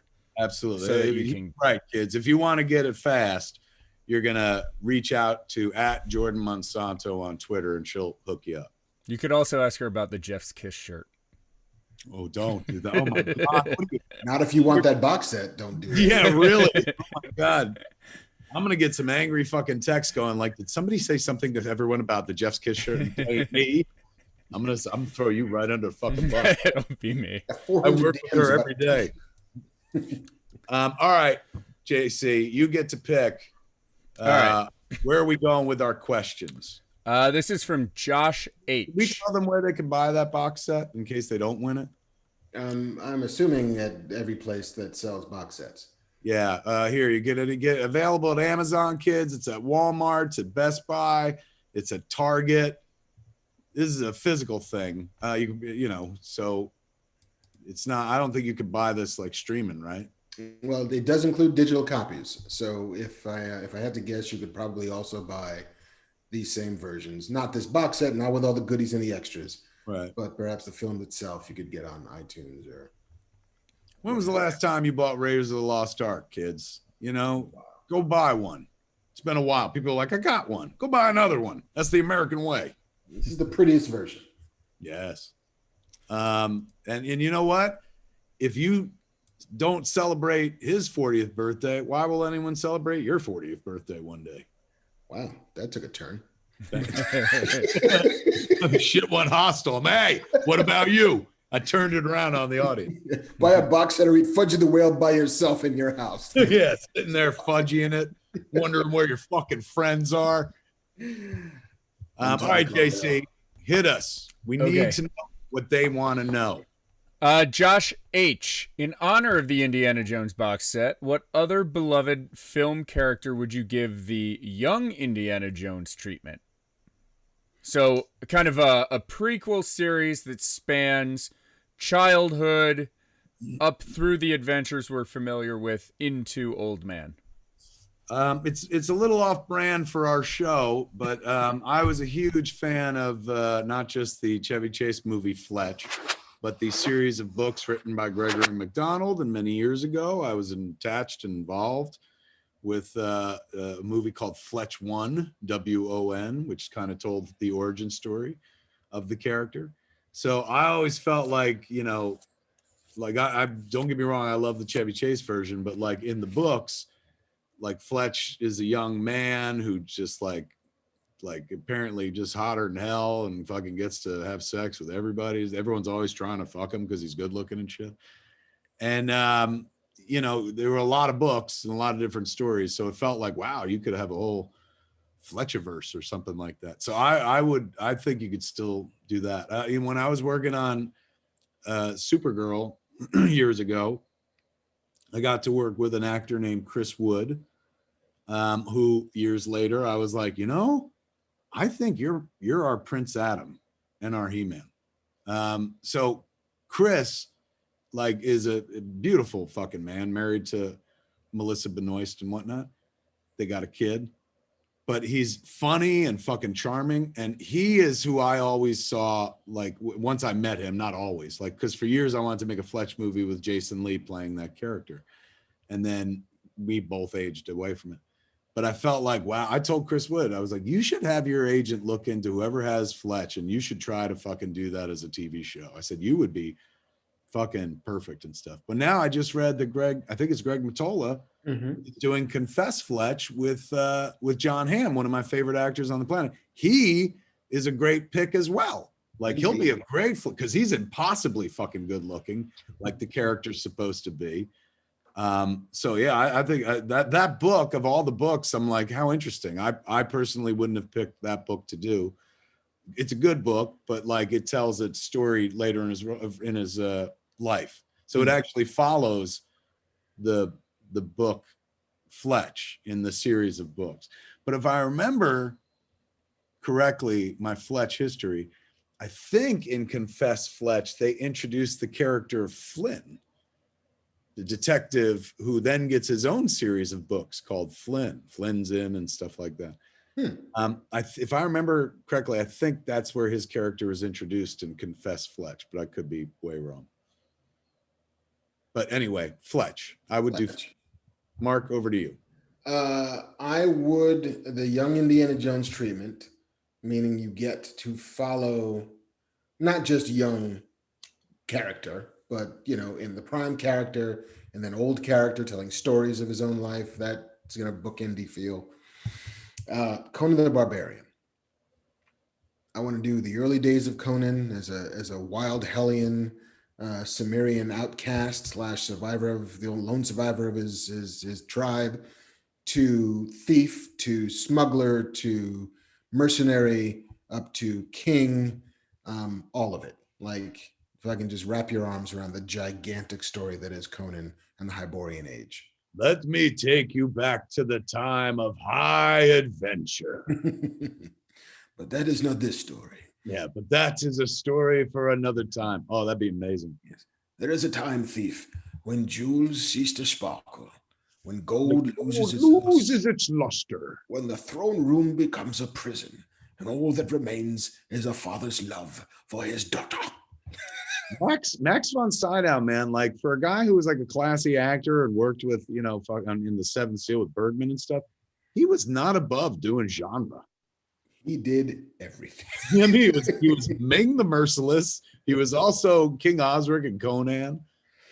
He was in, what was that? He's in a Star Wars movie as well. Star Wars. He's in Strange Brew. He's in like Beer Hamlet. That's right. He's Brewmeister Smith. I could crush your head. Not. I won't, because I need you. Take it to level 5. Level 5? Level 5! All right, that's the one question down. All right, that was a good question. Good question. We'll see if that's good enough to win the box set. Right now, it's in the lead. It really is. Right now, you're winning the box set. Game's on your stick. It's yours to lose. Let's find out if you're going to win it. JC, next question. I'll just on that last one, I'll throw out Dick Tracy. I think would be interesting. Warren Beatty still has that. Yeah. And won't let it go. Oh, he still has the rights? From what I understand. Maybe, did Mark tell me that? Somebody told me that. Yeah, somebody told me that like he's got the rights and he won't let him go. He's just waiting to make that sequel. Better go fast. Limp Dick Tracy. Limp. Ooh, look at Bam, man. You're throwing all sorts of shade tonight, man. Well done. Dick Tracy, brought to you by Blue Chew. All right, what's our second question? From Thurlow to Hernandez. Okay. What role would you cast Alan Rickman in the MCU if he was still around? Oof. That smells like a fucking box set worthy question right there. Ooh, that's a good one. What a great question. Who would Alan Rickman play? Oh, I would make him Dr. Doom. Yeah. God, yes. Are you kidding me? Like Doctor Doom, I know a lot of people are like, no, man, he's got to be young and he's got to be as young as Reed, and they went to school together. Whatevs. Then give me young Alan Rickman. This is a world of fantasy, right? So I can do whatever I want. Give me that Die Hard era Alan Rickman. But I'll take any era Alan Rickman. Alan Rickman, one of the greatest actors who ever lived. Certainly one of the greatest actors I ever worked with in Dogma. But I would, him as Doctor Doom, just chewing that fucking scenery and shit. And like, you want to see the brilliance of Alan Rickman, just go watch him enter the room in the first Harry Potter movie. Just his entry. Like, anyone else enters a room, they fucking just enter it. He created a scene out of entering the fucking room all dramatically, fucking closing all those curtains, getting up to the front, and then like being very Alan Rickman, where he was like, take out your books and turn. Like him as Doctor Doom. That's my pick. What about you? I think if you could have, okay, am I looking for a new character he's playing, or am I just casting him in the MCU, replacing somebody who had been cast? I think a new character. A new character. That makes it harder because they've done a lot of fucking characters. But you know who they haven't done yet, and everybody was waiting for him on WandaVision. Mysterio. No, Mephisto. I like Mysterio though. You didn't make a Mysterio? We already had one of them. We already had one. I think here's what I think. We are going to need a new Kingpin. Because I don't think if I had to guess when we get Daredevil back, I'm not sure if we're also getting Vincent D'Onofrio as Kingpin. So I think that could be super fun. I think there is a version to play by my initial rules of young Alan Rickman as Loki would have been amazing. In chat, somebody had a good suggestion that I was like, oh shit. Galactus said closing midnight 411. Ooh, nice. Yeah, that's pretty hot take. Another good take I saw here was Phil D187 said Professor X. In a world where we were, recasting, yes, or Magneto. I mean, let's be honest, he could fucking play a lot of characters. That's a good question though. Any chance to fucking bring up Alan, keep him alive? That's a good thing. Sherry King says, how have you maintained weight during lockdown? Somehow I've had a pandemic 30-pound weight gain.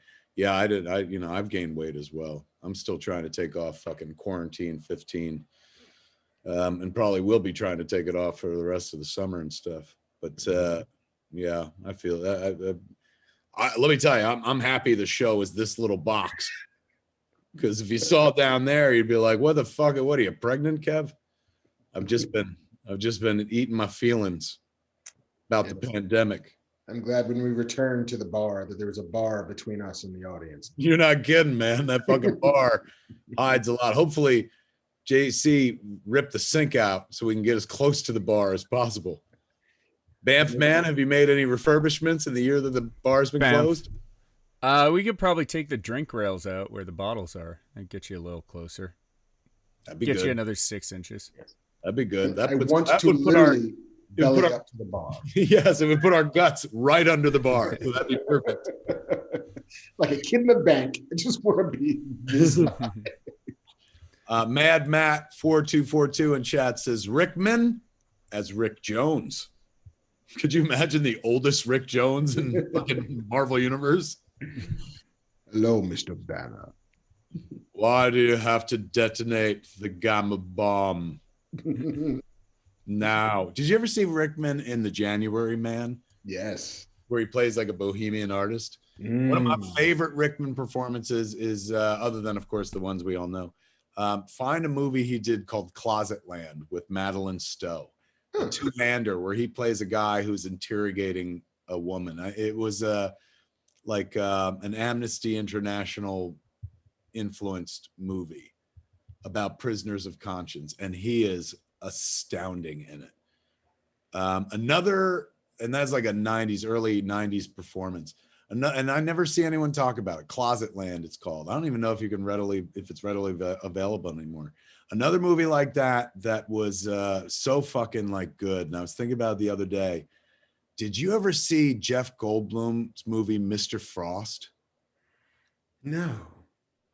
Oh, fucking go do yourself a favor and go find it. It's I think a European film, British film, or something like that. Mhm. It's got the actress Kathy Baker in it as well.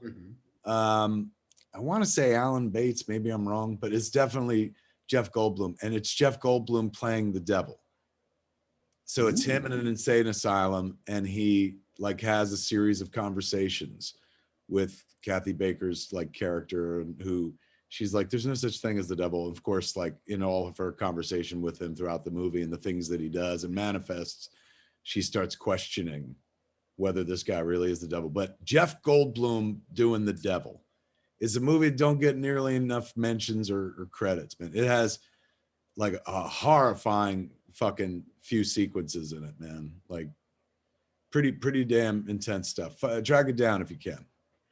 That sounds like a quintessential 80s kind of high concept, low budget version of genre, which is, what if the devil was in an insane asylum and has to convince somebody that he's the actual devil who won't believe him? Yeah. I love me devil movies, man. Like I love. The other morning I woke up, I just started writing a devil movie.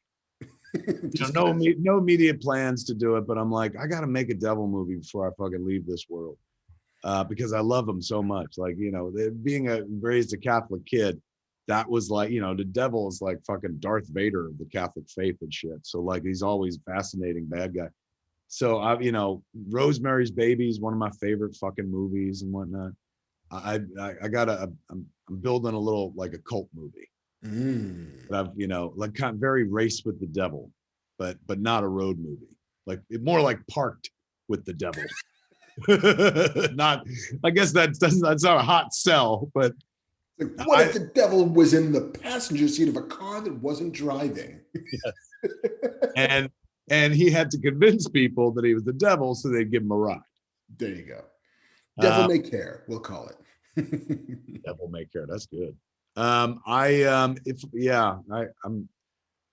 started that, and nothing serious where I'm like, that's my next movie, but I'm like, you know, whenever I'm bored, instead of like fucking, you know, surfing YouTube or something like that, I'm gonna just throw a few more pages into this like fucking devil movie. I'm gonna treat it like one of them Christmas clubs back in the day. Put like a quarter in every fucking week, and then, you know, when Christmas rolled around, you had like $10 or whatever the fuck your parents made you do it. That's what I'm gonna do with my devil cult script. Nice. I look forward to it. All right, man. But yes, go find Mr. Frost. Mr. Frost. I'm telling you, some fucking dark shit. All right, Banff, man. Banff. All right. Let's get to our third question. Last one. This is from Neon Gorilla. If you had to go on your own Indiana Jones adventure, what would you be searching for, and who would your sidekick be? And I think we have to say it can't be Jay and Mark. But it could be anybody else. Who's making up those fucking rules? Can't be your existing friends. Yeah, it's like you got to create a new one. All right, what would I be looking for? I know me. I'm fucking. Well, when we were kids, when Raiders of the Lost Ark came out, me and Ernie O'Donnell, he's been in a bunch of the movies he made. He's Rick Darris and Clerks, and he built Smodcastle. He's my Smodcastle partner. We would play Raiders of the Lost Ark. He would play Indiana Jones, and I would play Belloc. And we wrote a script for what we hoped would be a Super 8 movie called Indiana Jones and the Lost Baal. And Baal was like some sort of pagan god, like, you know, that we read about in the Bible because we were Catholic school kids and shit. And you know, we dreamed of making that movie. We played the non-movie version of it over and over again, like in this Clay Hill that ironically is over by, like, right around the block from where Brian Johnson's parents live, where Brian Johnson grew up. And I remember, like, we would always recreate the scene where, you know, he was up on the cliff with the fucking the bazooka. Mhm. And, you know, he's like, you know, and he's like, Jones, your tenacity surprises even me. And I remember for some reason, you know, I always remembered the line is him being like, Jones, I'll give you one last chance, Jones. And Ernie would stop the game all the time to be like, you can't give me one last chance. I have a bazooka. Like, you have no guns. Like, I'm giving you one last chance. We would have logic battles. So let's see. Ooh, I got it. So Okay. This is also Ernie O'Donnell related. We were such massive fans of Raiders of the Lost Ark and whatnot. We were in Catholic school going Our Lady of Perpetual Help. And Sister Teresa was doing, for the 8th grade play that year, they were doing King David. So we were in 6th grade, I think, me and Ernie at the time, maybe 7th. I think it was 6th grade. Yeah, 6th grade. So they needed, you know, an Ark of the Covenant. Or, you know, because at one point when you know, the Ark is being brought into the city, David is dancing in front of it or whatever fuck. And so me and Ernie were like, we'll build it. We'll build the Ark of the Covenant because we know that movie really fucking well. That was our only, like, we weren't builders, model makers or anything like that. What the reason we thought we could do the job is because we had seen Raiders of the Lost Ark an awful lot.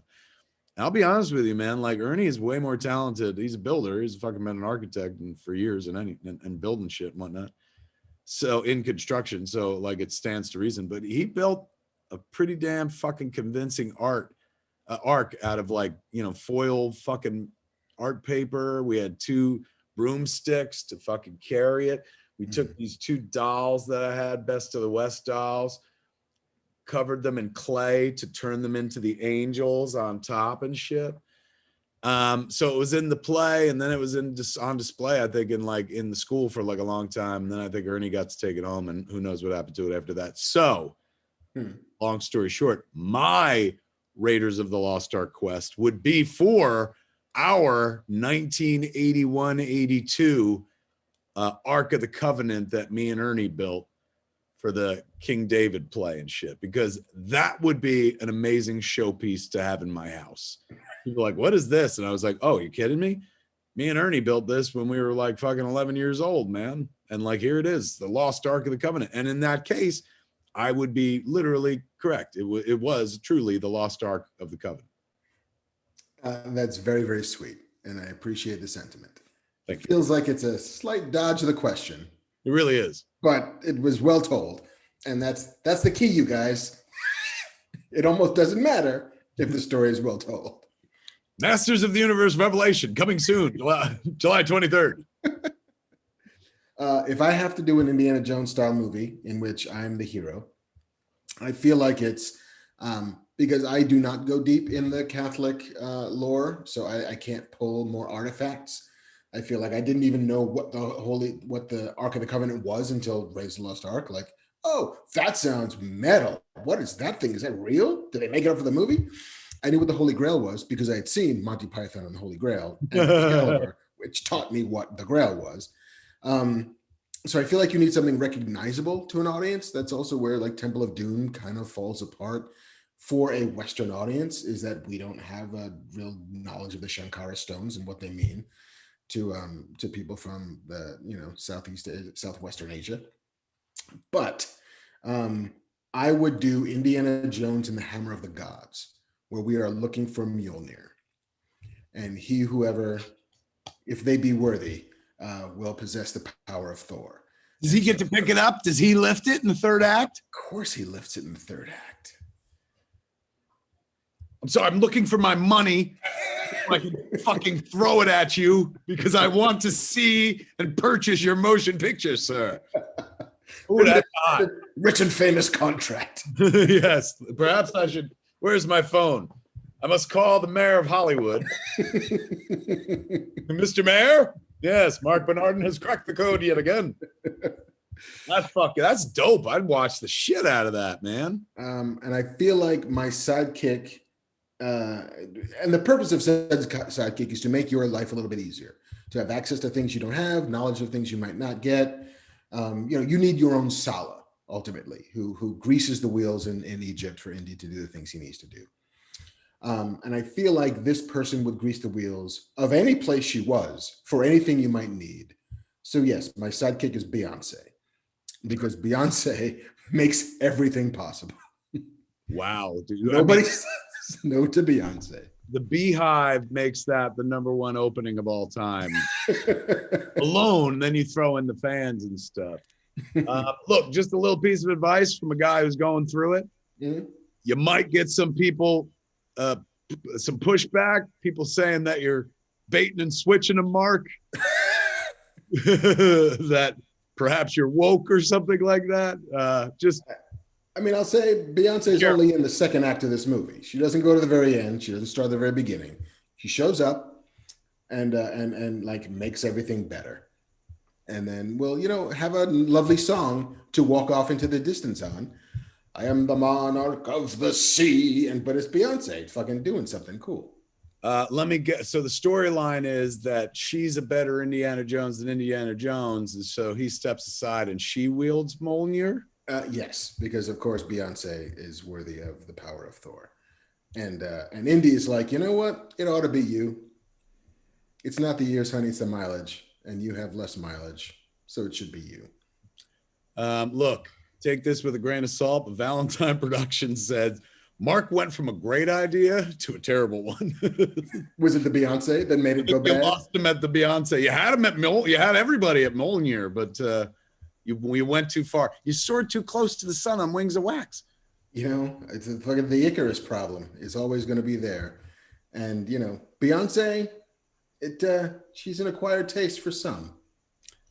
Mark's got a blind spot when it comes to Beyonce, and you just saw it.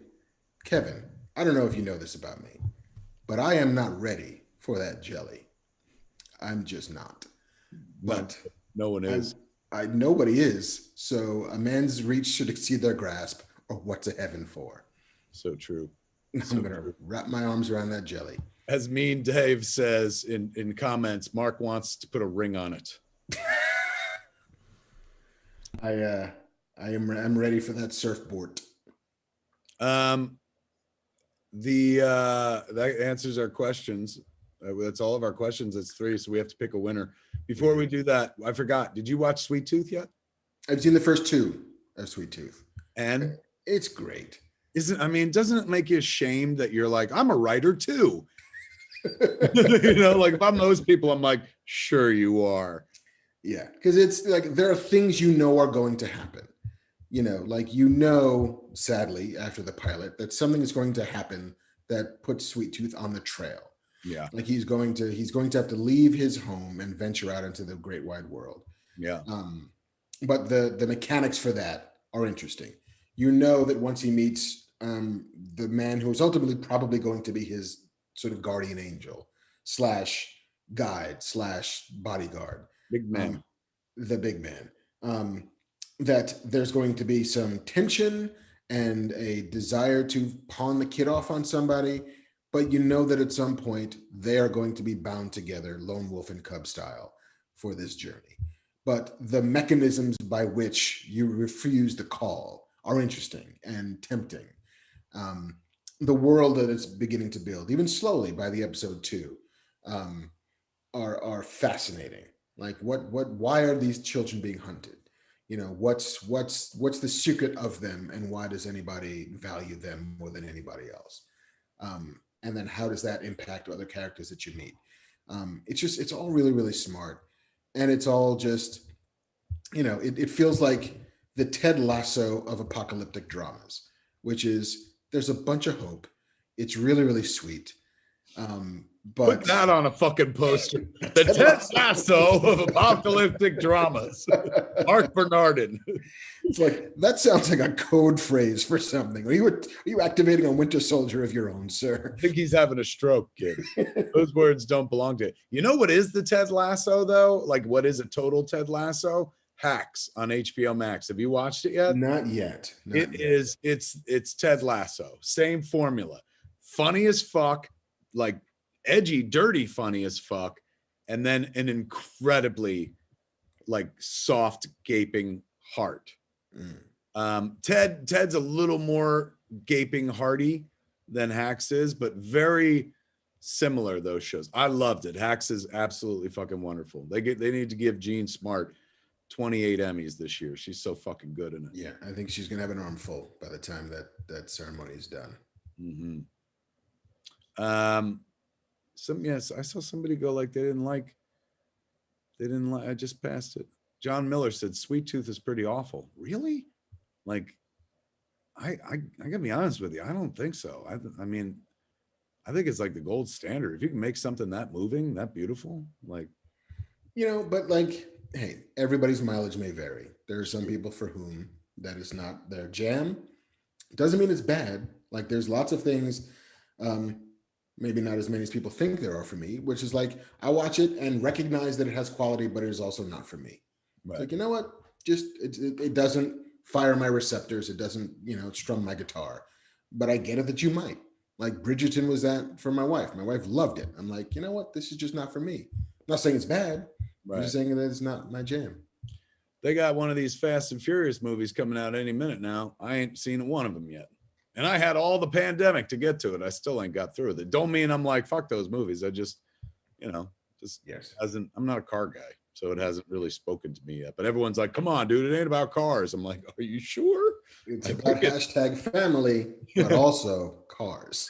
Yeah, hashtag a family fleet of cars. Every commercial I see, there's a car in a spaceship. There's a car jumping out of a building. There's a car up some dude's ass. Like, they do crazy things to cars. But in any event, it's not like I don't watch it because I'm like campaigning against it. It just hasn't grabbed me yet because cars aren't my thing. Same way that Mark was like, Bridgerton. It wasn't really necessarily for me. So I guess you're right. Maybe there'd be people who look at Sweet Tooth and they're like, fuck this, dear boy. I think it's incredibly moving. No one in chat wrote, I don't have time to watch all these shows. I thought that was an excellent point because I'm like, you know what? I also don't have time to watch all the shows that I want to. And sometimes it's hard picking out like what it is you're going to devote your time to. Yeah. But Sweet Tooth for me was like, I did not regret a second I spent with that show. Beautiful. I feel like we're going to be able to get you back on board or on board for the first time with Fast and the Furious once they eventually do what has been threatened will happen, which is a crossover with Jurassic World. And so if there are now dinosaurs and cars, I feel like I can get you. Are they seriously talking about crossing those two franchises over? I mean, they're Universal's two giantest jewels in the crown. They're both contemporary in that they take place in the modern world. There is technically nothing keeping them from crossing those two things together. I mean, I guess like Fred Flintstone slid down a fucking dinosaur's back after work was done. I guess Vin Diesel can drive down a fucking brontosaurus's back. It's like, listen, guys. Jump a pterodactyl. We got to get Dom back. How do we do it? There's only one way. We got to steal a dinosaur. Robert Mills says 80s cartoon Cadillacs and dinosaurs. That was a thing. Indeed. Yes, I guess he's right. A few people. Deddy 024 says, but then it's Cadillacs and dinosaurs. Spider-Mensch, Cadillacs and dinosaurs. As I'm happy to see that many people remember Cadillacs and dinosaurs. I remember it fondly. If we can get something even a fraction of that cool out of Fast 11 Jurassic Drift, then I'm here for it. Witch Hazel wrote in comments, sense should keep them from crossing this over, but come on. There's sense, and then there's money. Yeah, and there's dollars and cents, and they're like, they're gonna meet dinosaurs, kids. JC, I think it's unfair to make me and Mark pick the box set winner. So BAMF, I think you have to be the guy. I'm gonna get so many angry tweets. Your last responsibility is BAMF, man. The first 6 tweets are going to be from Liam Neeson's kids, and then the last ones are going to be from the 2 people I don't pick.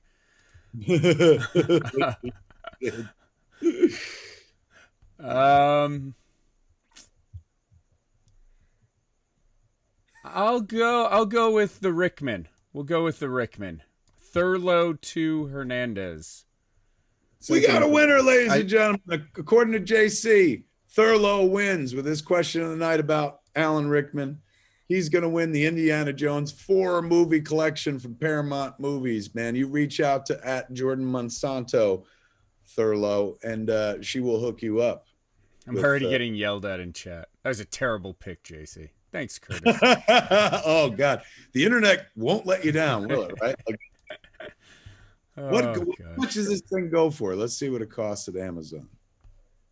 On Amazon, this bad boy is a $70 box set.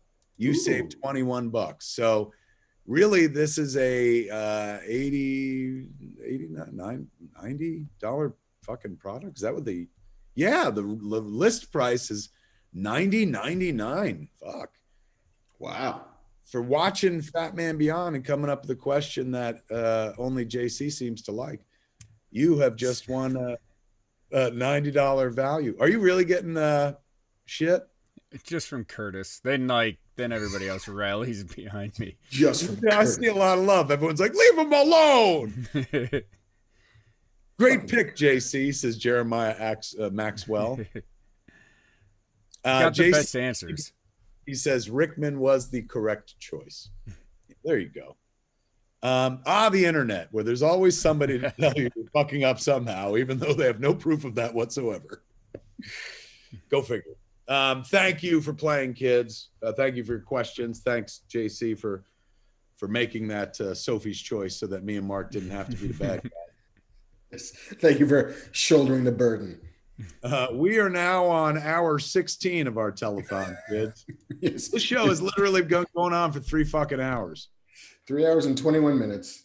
Pretty soon it's going to be Monday. This is why they don't give us a TV version of this, because they're like, you realize you'd have to fit into a box that begins and ends. Your show just happens and goes on for a few days and shit.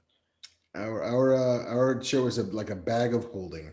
It goes all the way down. I wonder if we could ever get to like a telethon show where it's just like, we're in hour 12 of this shit. I 100% believe we could. We just need to pick the charity, and you know what, guys, we just fucking be here. Bam. That's true. Ooh, bam. On May the 4th, 2020, I hosted a 24-hour live stream at Scum and Villainy. So I'm sure if I can do it, we could do it together. Were you there for Strict 24? I was there the whole. I mean, some of this stuff was like pre-roll, so it'd be like an hour of pre-roll. But even when it was, like we were showing a pre-tape segment, I was still on chat. Wow, man. Yeah, we should do it. Yeah. Can you remember back in the day when we would do 30-minute episodes? Wow. Like when we were in Defy Media, standing there, just all right, that's 30 minutes. We ought to get out of here. Yeah. YouTube really only wants us to be here for 30 minutes or less. It's true. At a certain point, I remember Jordan was like, it's better if they spend more time on the channel. She's like, because I was like, well, subscription. She's like, that was back in the day. Now the algorithm is about how much time they'll spend. So she's like, so go as long as you want. Like, what are you reining it in for? Just go. They'll watch it. If they don't, they don't. But feel free. And so at that point, suddenly it was like the gloves are off. Let's just fucking do this for hours. And then once we started doing it at home, it got even worse. At least in the bar, there's some sense of go home. This is over. But here at home, it's just what else is happening? Yeah. Tuesday night at 11:30, people are like, I've got to go to work tomorrow. I know. For some people, it's Monday morning already. I mean, if you're in the UK, it's Monday night. Yeah, that's true. Kids, have we kept you long enough? Did you learn a lot of things? Remember we talked about Loki? Remember we talked about Masters of the Universe? Remember we talked about something else at the top of the show too. All that news. Lots of news. And then all those questions. So much show. Thick, luscious show. Never ending story. That was the original name for our show. It was taken So we went with Fat Man Beyond. Yeah, tale as old as time. This song as old as rhyme. You are now caught up. You know everything there is to know in pop culture, unless some shit happened while we were doing this 12-hour broadcast. Other than that, though, I think you got it all, man. Are we doing this next week or no? We are doing it on June 22nd is when we return live and in person at the Scum and Villainy Cantina. So that's 9 days from now. Usually you see us in 7 days, kids, but instead you're going to see us in 9 days. The next time you see us, we're going to be behind the bar for the first time in a long time. Behind the bar with a crowd. That hasn't happened in a year and a half. You're damn skippy, man. Tickets will probably go on sale this week, so keep an eye out for that. They'll go very, very fast, kids. Very, very fast. Tickets will also go on sale this week for the grand opening of Smodcastle, which is going to be happening July 9th, 10th, 11th, 8th, 9th, 10th, that weekend, that Friday, Saturday, and Sunday. But tickets will go on sale this week. Tickets are now on sale for Clerk. You can go see the movie in November with me and Malcolm doing a Q&A afterwards. Malcolm directed the movie. The movie's about me. Mark's in the movie as well. He's one of the people they talk to, for heaven's sakes. Indeed. Go to csmod.com for tickets for that. Where can they get your shirt, Mark? Not the shirt you're wearing, but your shirt. My shirt, you can go to Embattled Clothing, EMBATTLED clothing.com. If you use the code MARK15, you'll save 15% off your first order. 3 days left to put money into Splinter, kids. You go to Kickstarter.com, you search Splinter Short, and you could be a part of history. Mark made a fucking big dent in the universe with his Kickstarter there, man. He's rich. He's like fucking Kirkman rich at this point. So buying very small islands now. Yes. Be a part of that. Be a producer. Be a part of the Splinter magic, kids. Be a Splinter in Splinter. Go to Kickstarter.com. There's still room for plenty. But there's nothing else that I'm going to watch that I previously did not like and will like. The Snyder Cut, I feel like that's the icing on the cake. Stanley in chat is going, go till midnight. No. No, Stanley. We've done so much. Somebody else pointed out, Prince Gastronome said, my Kickstarter raised 107K. So good on Mark. These successes are rare. Very, very true. Absolutely. But they happen to nice people, good people. This is a guy who's put in a lot of time, making people happy with the show for a long time. And when he turned around, he was like, can you help with the thing? People showed up in droves. That's how we roll here on Fat Man Beyond. We appreciate our audience, and apparently our audience appreciates us. So that's very, very sweet. Give it up for Banff Man, without whom you wouldn't have had us today or any of the fucking days during the pandemic, man. Banff Man making it all possible and shit like that. There he is, waving at you. Next time we'll be in the same room with him. We will. Breathe in the same air. That's right. And since we've all been double fucking poked, we ain't gonna worry about that air no more. We're gonna share that air. Confident. How are you gonna feel with a tight room full of people? It's gonna be a little weird. Do you have any policy inside the bar during the show, JC? Banff. We are supposed to ask people at the door if they've been vaccinated, and we are to take their word for it. And that's the kind of official decree from LA.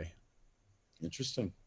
So I've been there though when it's been busy. It doesn't. You warm up to it, especially after a few Bud Light seltzers. Yeah, oh my God, I forgot about those. Yeah, it's been a minute, man. I did an outdoor show, but I've not done a show inside, so that's going to be interesting. Yeah, like 80 people in that bar. That's a lot of people. It's like the old days. We used to do it all the time. Never once thought.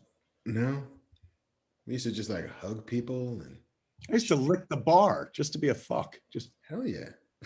Like I was in an 80s music video. I can't. You were Tony Katane in the hood of a car, just looking it. I was R.I.P. Tony Katane. I used to tell my kid that all the time. I was Tony Katane till you came around. She's like, who is that? I'm like, what do you mean? She was forget it. To stop pumping muscle cars. Let me tell you, the Tony Katane of this show right here is the guy sitting across from me. Give it up for the guy who humps muscle cars himself, Mr. Mark Bernardin, ladies and gentlemen. Thank you, sir. That there is Fat Man Beyond for this week, kids. I'm Kevin Smith. I am Mark Bernardin. You tune in next week. The same, well, not next week, but what was it? The 29th? 22nd. Tune in the 22nd. Same fat time, same fat channel, smodcast.com or youtube.com/Kevin Smith. Jeff's Kiss. So say we all.